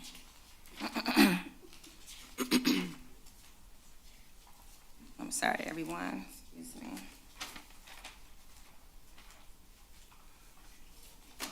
Madam Mayor, is our next discussion about resurfacing Springer No, sir. It's, and the solar system? Is that what we're looking at now? No, we're on the, we're still on the same one. Now we're talking about the selection of the 2 projects for the brick and mortar. That's the 2 projects. Yeah, okay. And that was something I wanted to talk about. I just got all this paper. What page we on? This is a thick packet today. Yeah. Okay, right there. Okay. Is this it? Okay. Okay. Keep going back. Because there's one that, I'll let Ms. Holman talk about both of those projects. I'm still trying to, Madam Mayor, yes. if I may once again defer, Yes, please. transfer to Mr. Kern, who's going to earn his money tonight. Yes. Guess so. Good evening again. The two projects that we were looking at applying for, one is for the resurfacing of Springer Street from Virginia to Boulder. At the capital improvements meeting, we were talking about doing some milling and resurfacing of certain asphalt streets, and we were looking at some of the streets at the south end of the city, just north of 8 Mile. The majority of those streets are not within CDBG eligible areas, but the portion of Springer from Virginia to Boulder is within the CDBG eligible area. So that is one project that we were looking at applying for CDBG funding for next year. It would fund a portion of that project. $150,000 is available through the Community Development Block Program. That total project estimated at $280,000. The second project would be a second phase of the solar streetlight program, which the first phase of that was approved for this year's Community Development Block Grant Program, which is about to go out to bid here in the next week or so, which includes 11 streetlights within the CDBG eligible areas, as well as 5 additional streetlights in non-CDBG eligible areas. And we would be looking to do the same thing again as a second phase under the CDBG program for next year. Same thing, 11 lights in the CDBG area, and then doing four or so lights in the non-CDBG eligible area as well.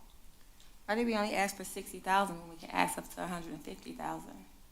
For the solar streetlights? Yeah. The total is 210,000, so it'd be 150,000 through CDBG, and then an additional 60,000 from the city.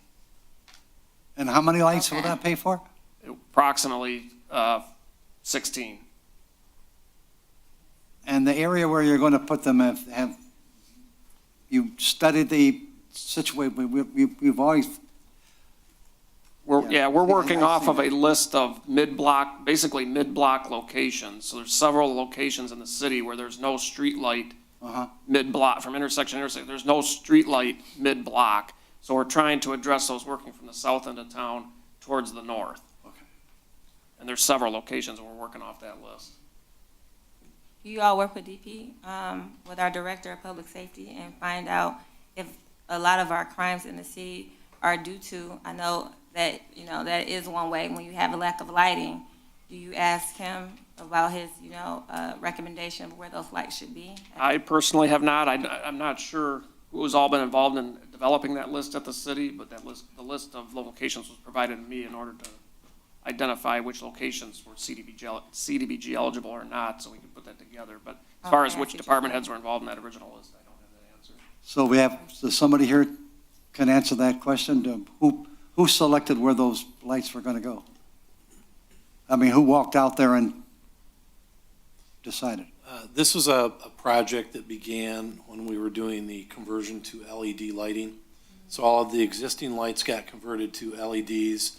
And then as part of that project, it was actually Joe Marucci had gone out, walked all the streets, identified the locations, because we were looking to add additional streetlights through DTE. The issue became that to put a light in with DTE, we had to get an easement from both property owners for the power line that would go basically down their property line. That was determined at that time that we could not do that, but we did keep the location map, and that's what we've been utilizing for the solar street lighting projects. But it's basically we have a light at every intersection, and it was putting lights in between the intersections, mid-block, as Mr. Kern has identified. But this list it was developed, it's probably been 5-6 years ago by now. So there are a number that are mid-block. Okay. Well, I would like, in addition to our Public Safety Director, to look at those areas that have been defined as CDBG and look at where the crime statistics are and make sure that we put lighting there. the lower. Yeah, we can do that. Yeah, okay, thank you. Council, anything else on this? If you agree with where this money is going for the bricks and mortar, you believe to? Sure, I got a couple comments, Mayor. Number one, just as, I guess as we've had discussions over the years, I'm against doing resurfacing, just in general, as opposed to reconstructing, because it doesn't last as long. I know, of course, concrete is much more expensive than asphalt, but I think in the long run, especially when we're, talking side streets and not a street where you're, doing 60 miles an hour, we should do it so that it lasts for a very long time, and then we can do our, we've been doing the 700,000 a year to fix, flags of concrete as we need to on the streets that we can. And then I guess for number two, I just think we've already allocated some of the CARES Act money for solar street lights, and I guess just in general, I don't think I'll support that one either of these two. Okay. I think we got motion to support, right? We need a motion to support? Can I get a motion on the floor for the two projects?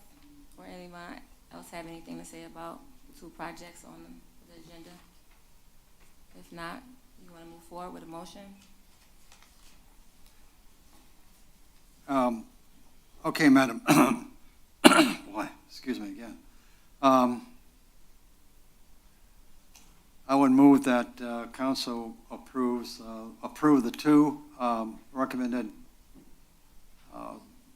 programs, resurfacing Springer from Virginia to Boulder, and installation of residential solar light systems. A second. Motion and support, please call the roll.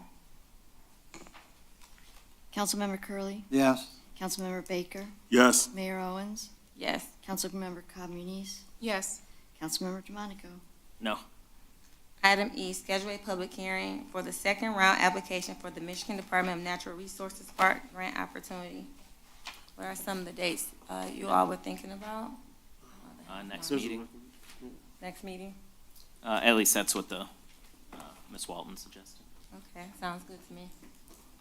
Well, I move that we schedule public hearing for February 21st, 2023 for the second round of Michigan Department of Natural Resources Spark grants. Second. Motion and support. Mayor, sorry, a couple quick comments. Yeah, I guess one, and Mr. Baker was saying, if we can make sure everything says Spark grants. I know we've got a little of both. And then the second item, are we able to have, I just want to make sure, we're able to have a public hearing before the second round's announced? Ms. Holman? Thank you, Mayor.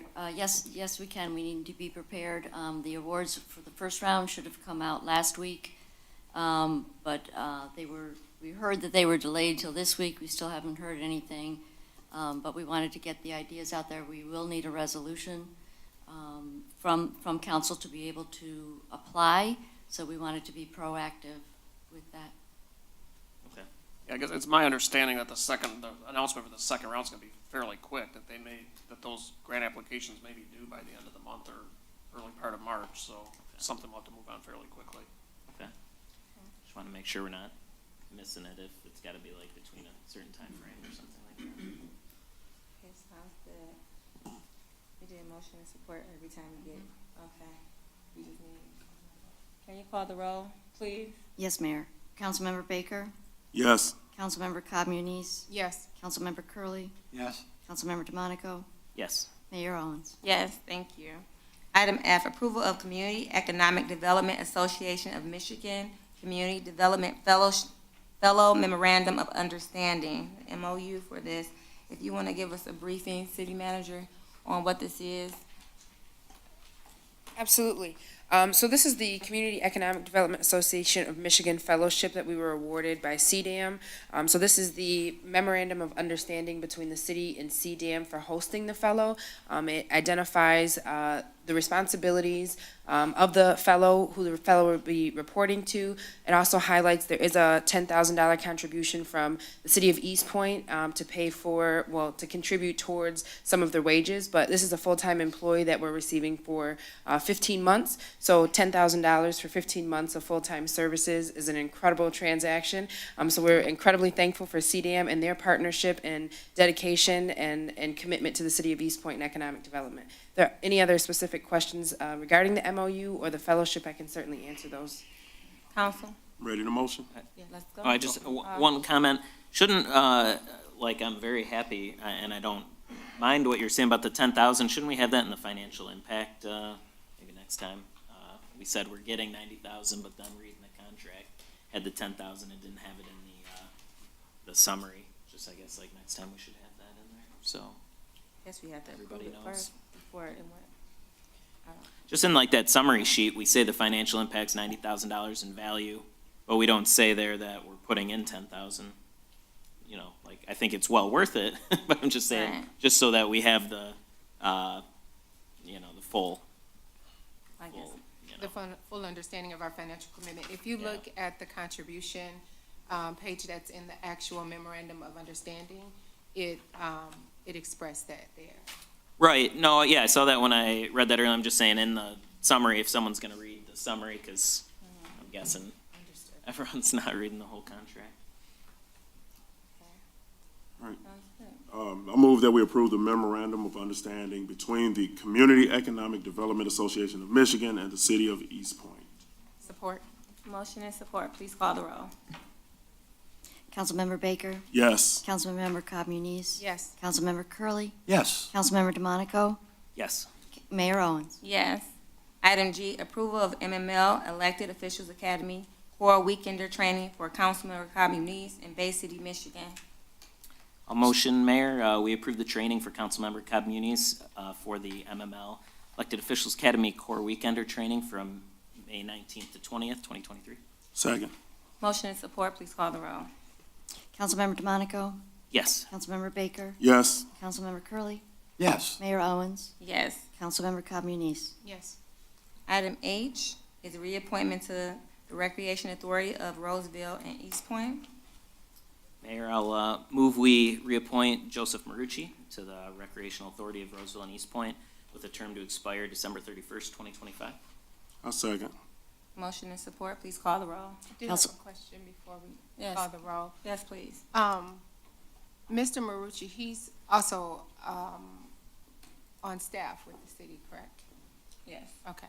How does that work in terms of the timing of the meetings and the impact that that could have financially on the city if he's both employed and volunteering or working with this committee? Ms. Walton? Yes. So I believe Parks meets at 4. So if there are meetings, and I believe, Darren, you can correct me if I'm wrong, he is off 3:30? 4. So anything after 4, and he is a 40-hour employee, would require overtime for Mr. Marucci. So if there are meetings after 4 p.m., which RARE does meet after that, or any special meetings there at that time, would cause overtime. Has that been, since I'm the newbie, has that been our norm that any city employee that participates on a board or commission, that I know that we, for civil service reasons, we would have to pay them if they're doing something that it's in the realm of their job, but is that our norm that we pay time and a half, or do we have them adjust their work schedule to accommodate so that they stay on regular time? I'm just thinking about the financial impact to the city, and maybe it's not a big financial impact, but if someone could get me up to speed. Mr. Palucci? The norm has been time and a half. Paying them. Do we have any other employees who are in this same position, or is it just Mr. Marucci? Mr. Marucci is the only one actually appointed to a board or commission, with RARE being an authority. the employees, I believe this is something that came up before where the employees can't be on the actual city board and commissions, any boards or commissions, but because RARE is an authority, Mr. Marucci has been able to serve in that capacity. For staff liaisons, Mr. Blum, are you aware? Well, the only one I'm aware of is my controller, who does get overtime as liaison at ACDC. I know for myself with civil service and ethics, of course, I do not. Ms. Holman, for several boards and commissions that you serve on, does not either, so.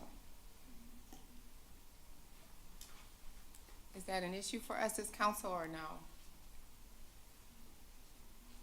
Well, has he ever superseded his time that he works at 40 hours that we have to pay him? Yes. Mr. Pellet? Yeah. Yes, essentially anything over 8 hours a day. Okay. And what time does that meeting start? Mr. Marucci, 7 a.m. to 4 p.m. Oh, no, I'm sorry. The meeting, the commission meeting for RARE. Oh, 4 o'clock. Okay, it starts at 4, so he's off at that time. So, Yeah, the meetings are only once a month, and generally over in an hour. okay.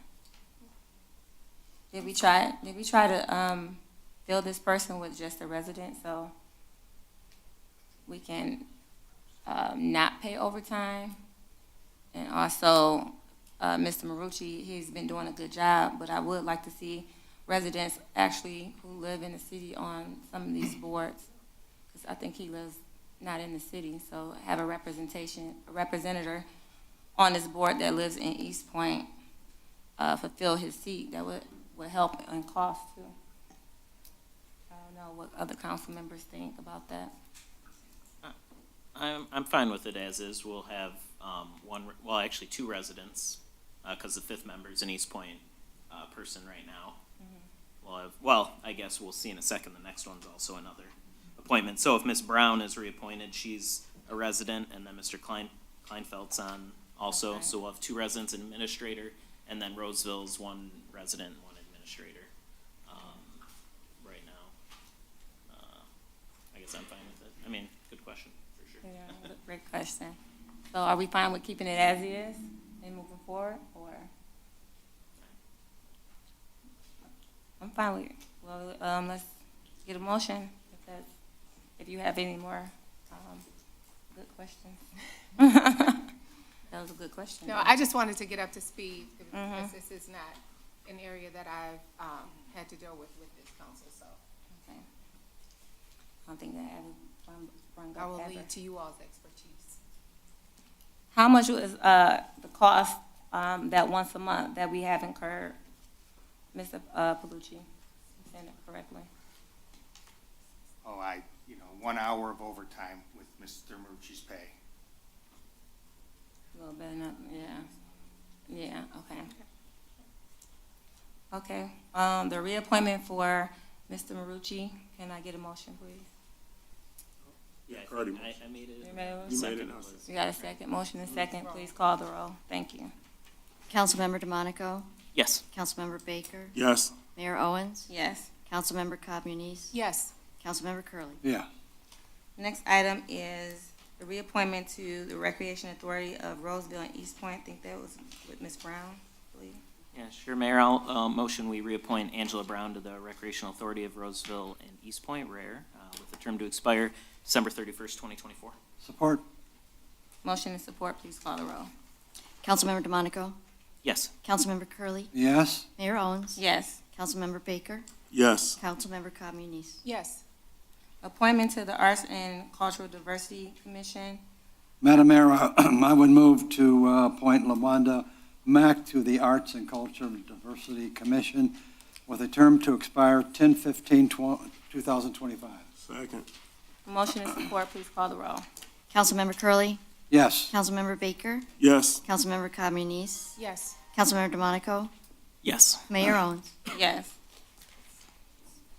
Next item is discussion on recognition, outstanding service awards or certificates for long-term serving members of boards and commission This was put on, requested by Councilmember Communiz, and you have the floor, ma'am. The mic.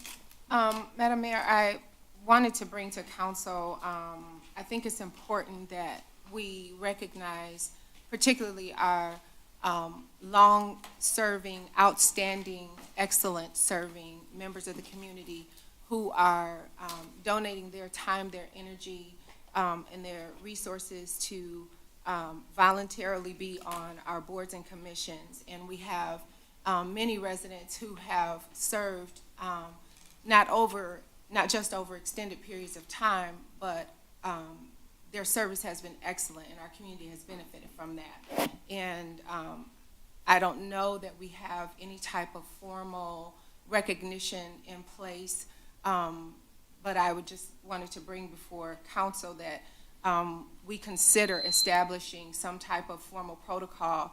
My suggestion, and this does not have to be what we do, but if I'm going to bring up the idea, I guess I need to have some examples. So here are my example suggestions that we could look at a two-option system. One would be where city management would be able to present a certificate of outstanding service award for those board or commission members who complete their service and have done, you know, a minimum of 5 years and had outstanding service over the course of that 5-year tenure. And then for those board or commission members who may pass away, that the city council would then present a resolution in memoriam, just recognizing their excellence in their service. And I would suggest that the onus be put on the chair of the particular boards or commissions to proffer those names to city management so that it could then come to our attention and we could follow in kind. So that's my idea. Sounds good to me. I think I spoke with, was you about to say something? No, I was gonna say it sounds good. I think me and the city manager, we talked about something similar to that, creating some type of awards for, I think the city of Detroit has something called the Spirit of Detroit with their recognized residents. And this would be in addition to us recognizing commissions. We just didn't decide on a name for it because we just haven't yet. But I know that's what, I was like, I don't know. We said the Spirit of the Shamrock. We didn't know what and how to do that.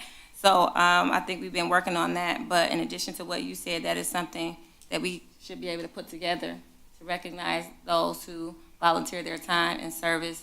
And some people have been on these commissions for over 10 years. So thank you for even signing up for doing that. That's huge for us. It's helping us in a lot of ways to make decisions for our community.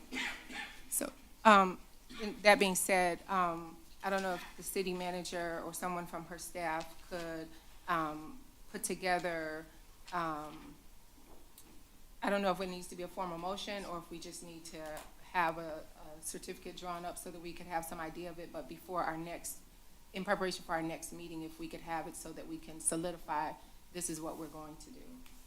You want it for what? Of course, what you February said. 21st. Well, you want it for the recognition of outstanding commissioners or and also outstanding residents. So, for instance, we have, what's the young lady name that picks up trash? Just Miss Coleman. She picks up trash just because, and that's not even a commission for that. But she has been dedicated in her service in doing that. So, just highlighting people in the community that do a service and are not on a commission, that don't have a title, and sometimes they're not recognized. Right. So how about that? And yeah, I have no problem with that. I just think we need to have an established criteria. Okay. So I would be willing to work with administration to come up with a criteria and present all of that in a motion at our next meeting. I agree. Sounds good. Sounds good to me. Sounds good. Councilman? Yeah, so good idea. Yeah, we have lots of dedicated residents, of course, in the community. We could do like proclamation type thing also, maybe like make it slightly different than, you know, something extra special, I guess. And I like your idea of like the chair of a commission. Of course, I guess maybe, you know, someone else on the commission could suggest it and they bring it forward, or it be from us. I think it should be, yeah, from either like that commission or from city council, and we kind of do it like we do proclamations where we add it to the agenda, maybe do it first on the meeting so they don't have to sit around and listen to us talk about garbage or other things. Well, I thought that part was fun, but yeah. But great idea, great idea. New council members, new ideas. So thank you for that.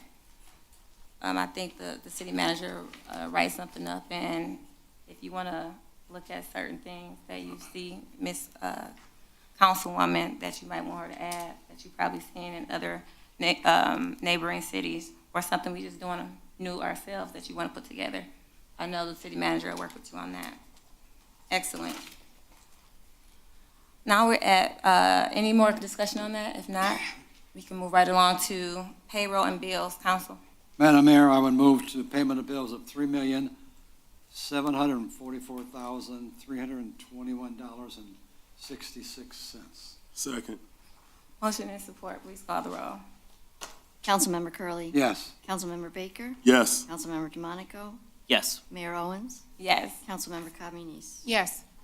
Next item is the second hearing of the public. The second hearing of the public is now open.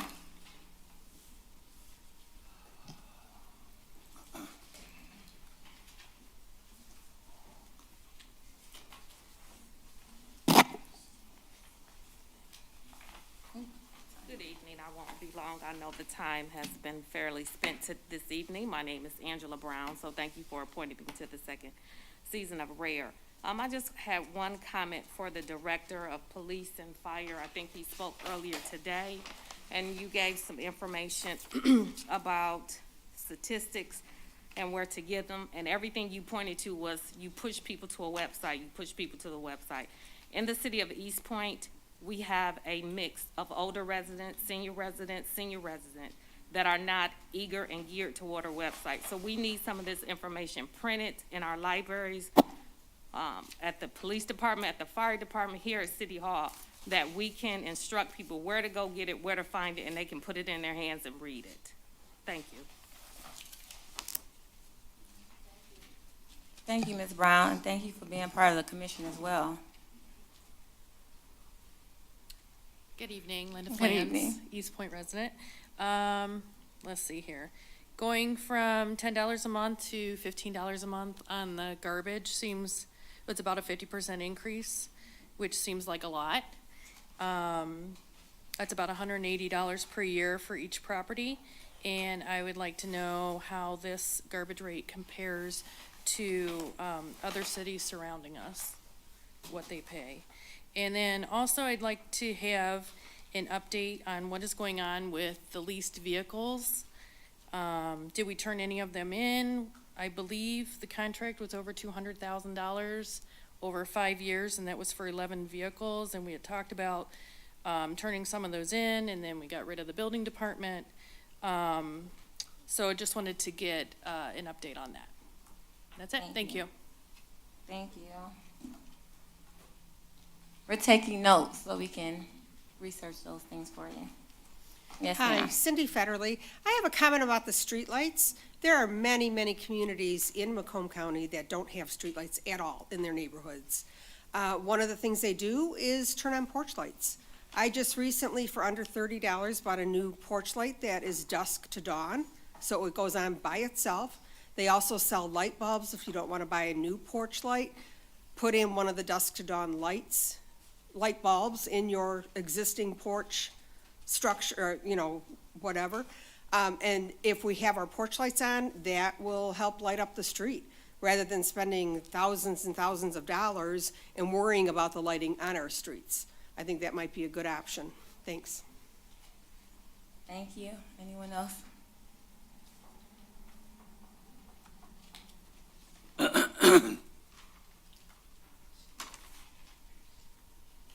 Once again, Larry Edwards, Madam Mayor, Council, Executive members. I have a long driveway, and I have used spotlights. I have used dusk to dawn lights. I've used all kinds, because the street that I'm on, which is Fair Lane, where at the end there is no lighting whatsoever. you can actually at different times not even see your hand before your face and what have you. And the way everything is being made now and so very cheaply made and what have you. I've bought many different kinds, been at my residence about almost 20 years and what have you. And I've talked to different lighting people and everything. The further out that it will extend is about 20 feet. Well, by the time I walk from out of my front door to my driveway, going back to my trash can area and what have you, I'm in total darkness and what have you. So that's not a suggestion for everybody. So there's definitely a lighting problem. It may work for some that have a different type of setup and what have you. This is something that I have been coming to the meeting for and requesting and asking for since 2017 in regard to street lighting for Fairlane. I've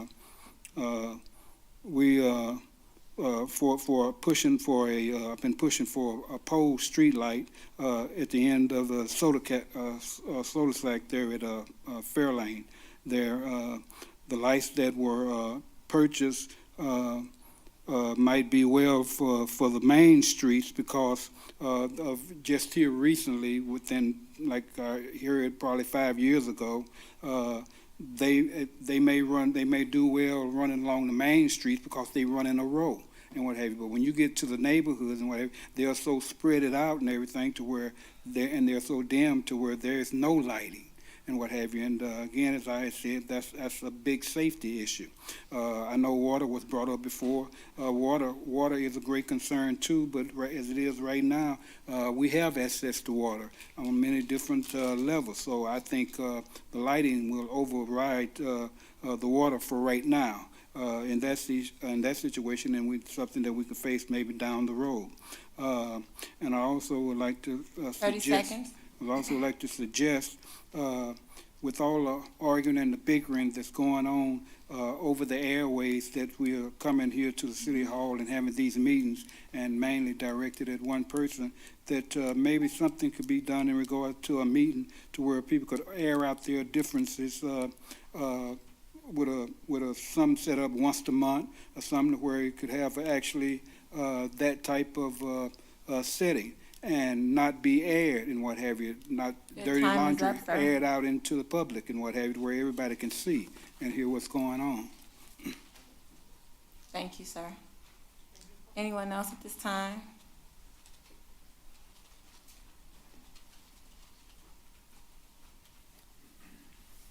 Good evening, Madam Mayor, Council, residents of Eastpointe. I brought my first home here in Eastpointe because, like the sign says, it's a family town. But when we come to the council meetings, it's everything but that. I was born and raised in Detroit. I was raised under Coleman A. Young, so he was a little different than most mayors. But one thing I understood that is the whole neighborhood as a whole work together. So if it's dark outside, if we all put our street lights on, it will help the next person who can't afford new lighting or where a pole wouldn't reach to that area.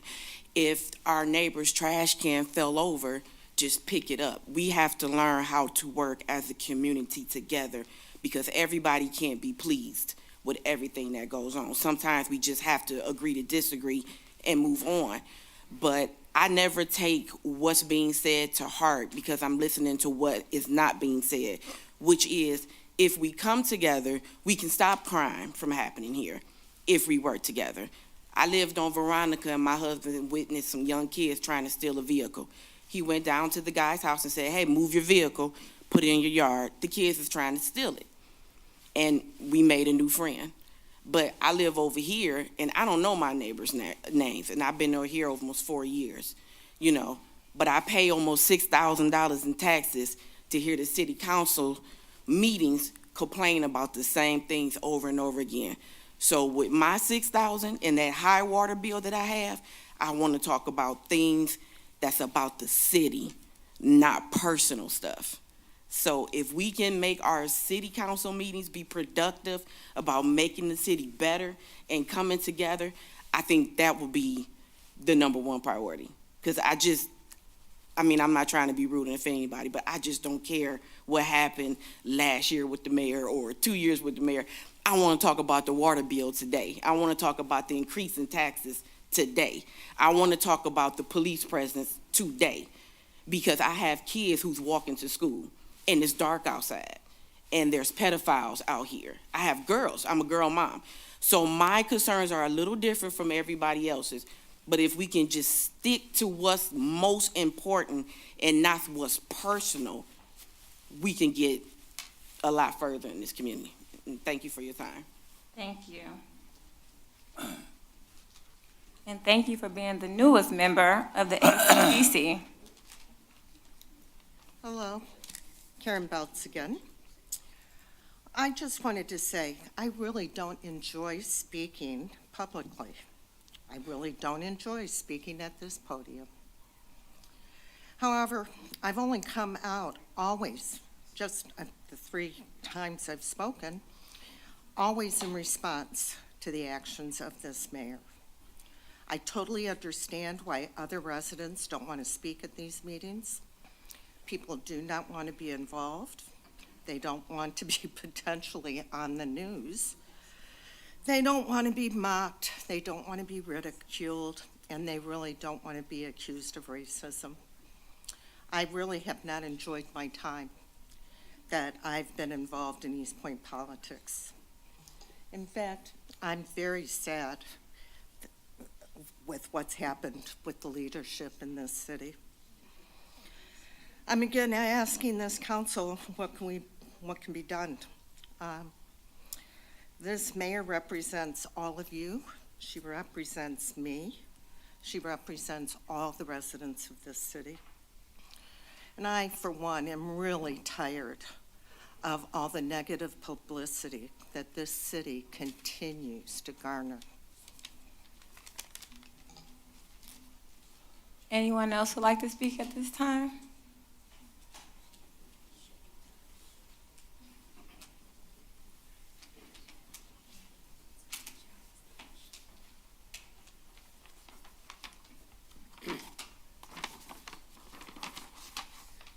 Thank you, Madam Mayor and Council.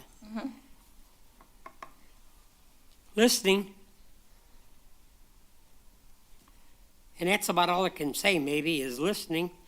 I see that everybody wants the same thing, but instead we're just acting against ourselves.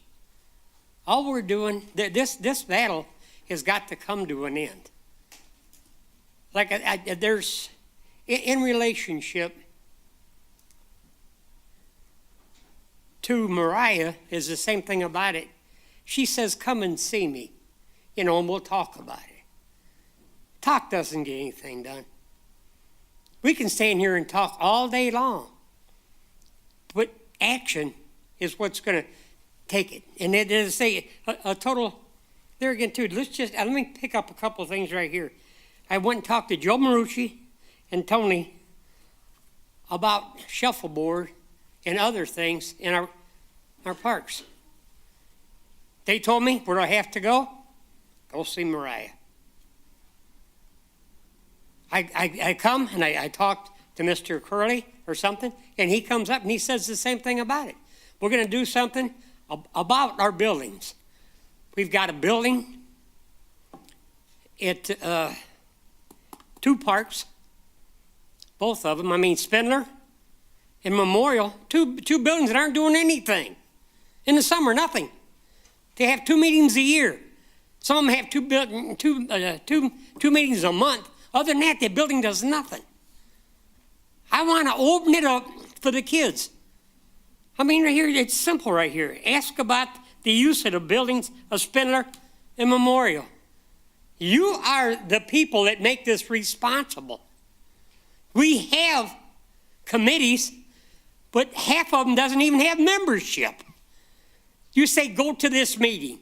If I go to this meeting, I talk to these people, they come back, who do they talk to? And nothing is done.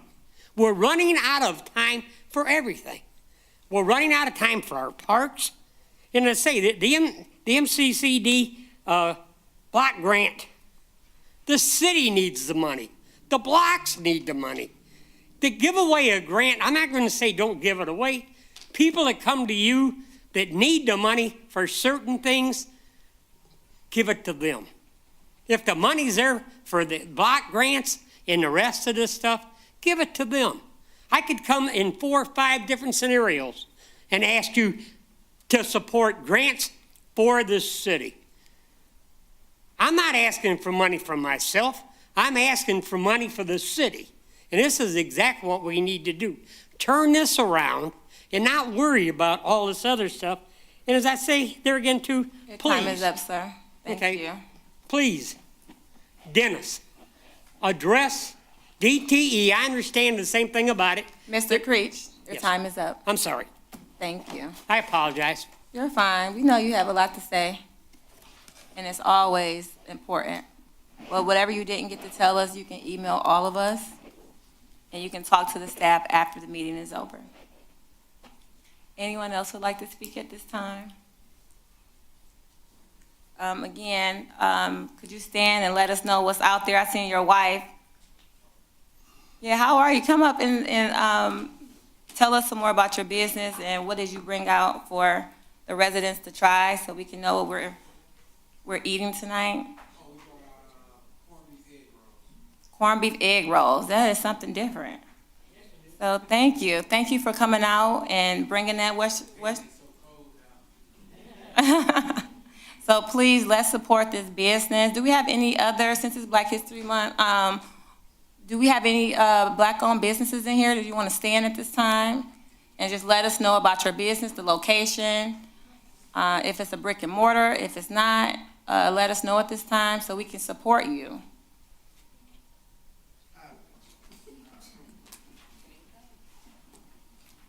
This is your time, shine.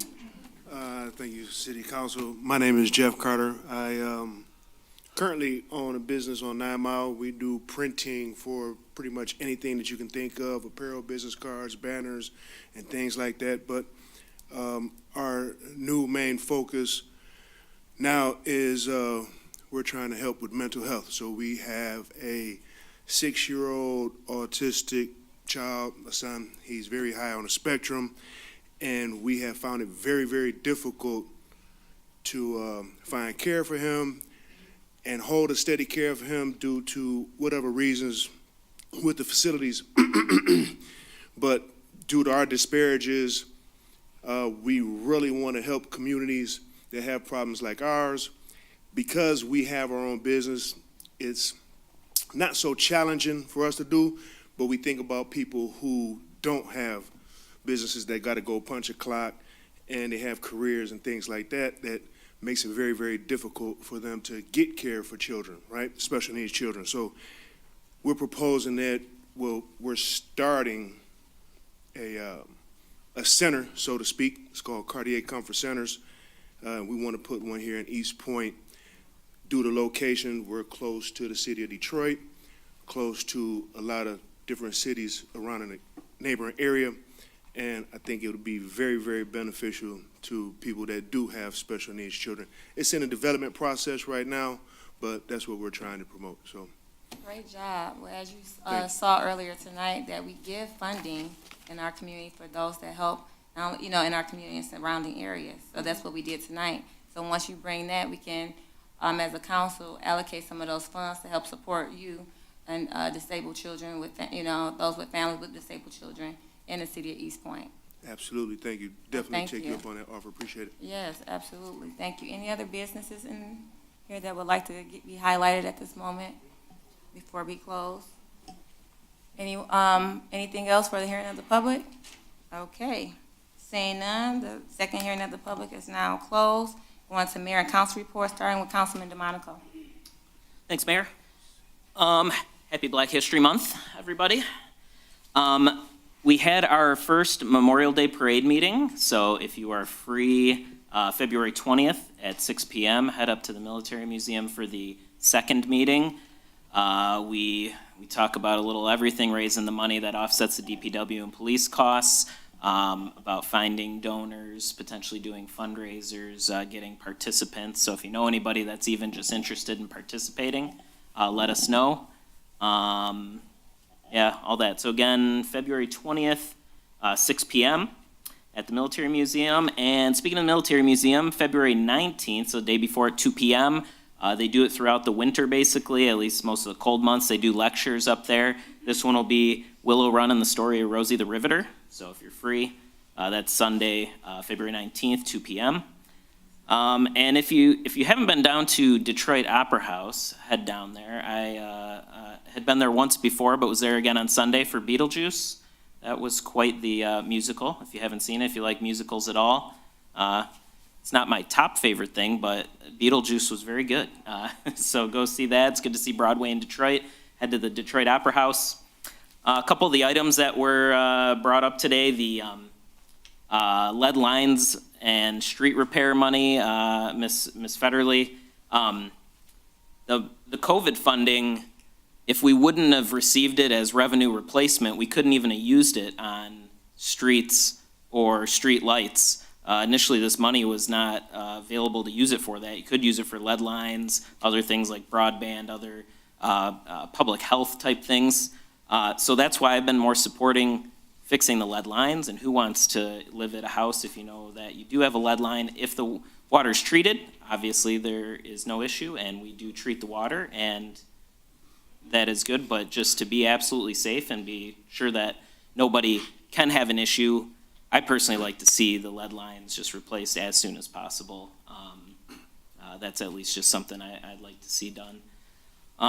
That's why I voted that way. 10 Mile was brought up by Ms. Fansett, the email that was read by Ms. Homan. You're gonna have to talk to your ex-city council member and new county commissioner, Sarah Lucido. 10 Mile is a county road. We can certainly pass on the word and urge the county commission. But yeah, that definitely, I live over on that side of town, and there are some rough patches for sure on, I guess rough patches, probably putting it nice on part of it there. But yes, talk to Ms. Lucido, you know how to reach her. And the garbage amount, I think certainly haven't done a comprehensive comparison, Ms. Flans, on all the different communities, but I would guess that our rate right now is probably one of the lowest. We got a lower deal too because we went with Roseville on it way back 10 years ago. That would have been before any of us were on city council for sure. I think, Mr. Blum, at least Mr. Albright was here too. Yeah, you two were here when that went through. 15 is a large jump percentage-wise, like you're saying, for sure. It was certainly the lowest bid out of the three that we got, so, and I think the company will do a good job after all the research I've done. You know, I'd recommend Google them and see what other communities have been saying. Some have moved from GFL to them or have had them for years or whatnot. I just personally, the garbage, the recycling and compost going to the garbage trucks just drove me nuts, and I think drove a lot of you nuts to see that happen. And one last thing, Madam Mayor, I think from the last regular meeting, I think, a lot of us have opinions up here and everything, but I think there's one thing that at least personally, I'd like to see you apologize from at the end of the meeting, is where you said if you can't respect the people that lead your community, how do you expect them to respect your property, respect your car, respect your families when you can't even respect mine? Mm-hmm. Just because you perceive that you've been disrespected, I don't think is any reason that someone should be disrespecting someone else. I just completely disagree with that, and I think that I personally think you should apologize for that statement. So that is all. Thank you for your opinion. Next, Councilman Baker. Thank you. Everybody drive safe, get home safely. I think we've accomplished some good things. I agree with trying to be positive, stay positive. City administration and everyone, I know you guys have had a long day, so I'm just going to wish you all a good night and safe travels home. So, thank you. Thank you. Councilman Curley. Thank you, Madam Mayor. Just one comment. And sir, I want to comment this to you. that you're a kind of a guy that I would love to sit and have a cup of coffee with. Your passion and your dreams of what you can do for kids in this city and surrounding cities is remarkable. If there's anything I can help you with, either as a council person or as a private citizen, I would be more than happy to roll up my sleeves. It's an ambition thing that you're going to do, but it sounds to me like you've made up your mind that this is going to happen. And folks, if you feel the way I do about this gentleman, just go up to him. If you do nothing else, I'm a hugger. Just give him a hug. And because what he's going to go out to do will certainly put another star in our community because of you. God bless you. Councilwoman Muniz, Cobb Muniz. First off, I want to say we almost would have made it and not gotten 2.5 hours. I really, there's some behind the scenes bets from Councilman Curley about how long our meetings sometimes will take. But that notwithstanding, I want to say to city administration and particularly to Ian, our community economic development manager, how appreciative I am for all the hard work all of you are putting in, but especially congratulations and kudos with respect to getting the CEDAM Fellowship. And I think it's outstanding that our community is the only community in Southeast Michigan to be awarded that. And that cannot be overstated. And I want to tell you, in the short time you've been here, you're doing an outstanding job. Keep it up. It is reflective of the leadership that you're under in city administration with both Ms. Holman and Ms. Walton at the helm. And so I think it's outstanding. Also, I want to say to those who are in our audience who may go back and see the video of this meeting later, I encourage you to submit your application to be on a board and commission. You know, I've raised my children with the mindset that if you want to see change, then you be the change. So I would strongly encourage, we are always looking for applicants to our boards and commissions. There are open seats that can be filled by residents of this community, and you do have amazing things to offer. The last thing that I want to say, because this is Black History Month, one of my favorite people who is not only a part of impacting history, but is still living, is Dr. John Perkins. And one of the things he talks about is building something beautiful together. And I think we here in the city of Eastpointe have an amazing opportunity to come together and build something beautiful. And I want to quote him in my closing. He says, "You have to be a bit of a dreamer to imagine a world where love trumps hate. But I don't think being a dreamer is all that bad. Joel prophesied that God would pour out his spirit on all people. Your sons and daughters will prophesy. Your old men will dream dreams. Your young men will see visions. I'm an old man, and this is one of my dreams, that my descendants will one day live in a land where people are quick to confess their wrongdoing and forgive the wrongdoing of others, and are eager to build something beautiful together." Thank you. Thank you so much. I want to thank everyone for coming. Again, I want to thank the King, His Royal Highness, Mr. Gerard, from coming all the way from Cameroon, Africa, and coming to visit the city of Eastpointe. He could have went to any other city in this state, but he chose the city of Eastpointe. So that is huge, and I want to thank the African Heritage and Roots Foundation that's located in Detroit for bringing him to our city, and also the businesses that were highlighted. Again, Mr. C's clothing store right there on Kelly Road, also Epic Entertainment Banquet Hall on 9 Mile, and of course, Mr. D's Corned Beef right here on Gratiot. And again, we're going to support these businesses and other businesses. We support all our businesses, but you know, since this is Black History Month, we always want to highlight the efforts that go into these businesses and things like that. So this week, the rest of this month, you know, go to one and visit and try something new. I've never tried a corned beef egg roll before, so that's something different. So yes, please go out and support these businesses. And also, I want to again thank Mr. Ian for all his work, and also the whole team, because you know my pastor always say, teamwork make the dream work, and he is absolutely right. And the team that's up here as well. So I just want to also, you know, just thank everybody for coming out tonight. Our new people that came out tonight, thank you for your work that you're doing in the community. Again, if you need help with anything like that, we're here to help you. So I said that to say Happy Black History Month, everyone, and we're going to go to adjournment, please. So moved. Second. Motion and support, please call the roll. Councilmember Baker? Yes. Councilmember DeMonico? Yes. Mayor Owens? Yes. Councilmember Communis? Yes. Councilmember Curley. Meeting adjourned. Have a blessed one, everyone. Enjoy. Thank you, sir.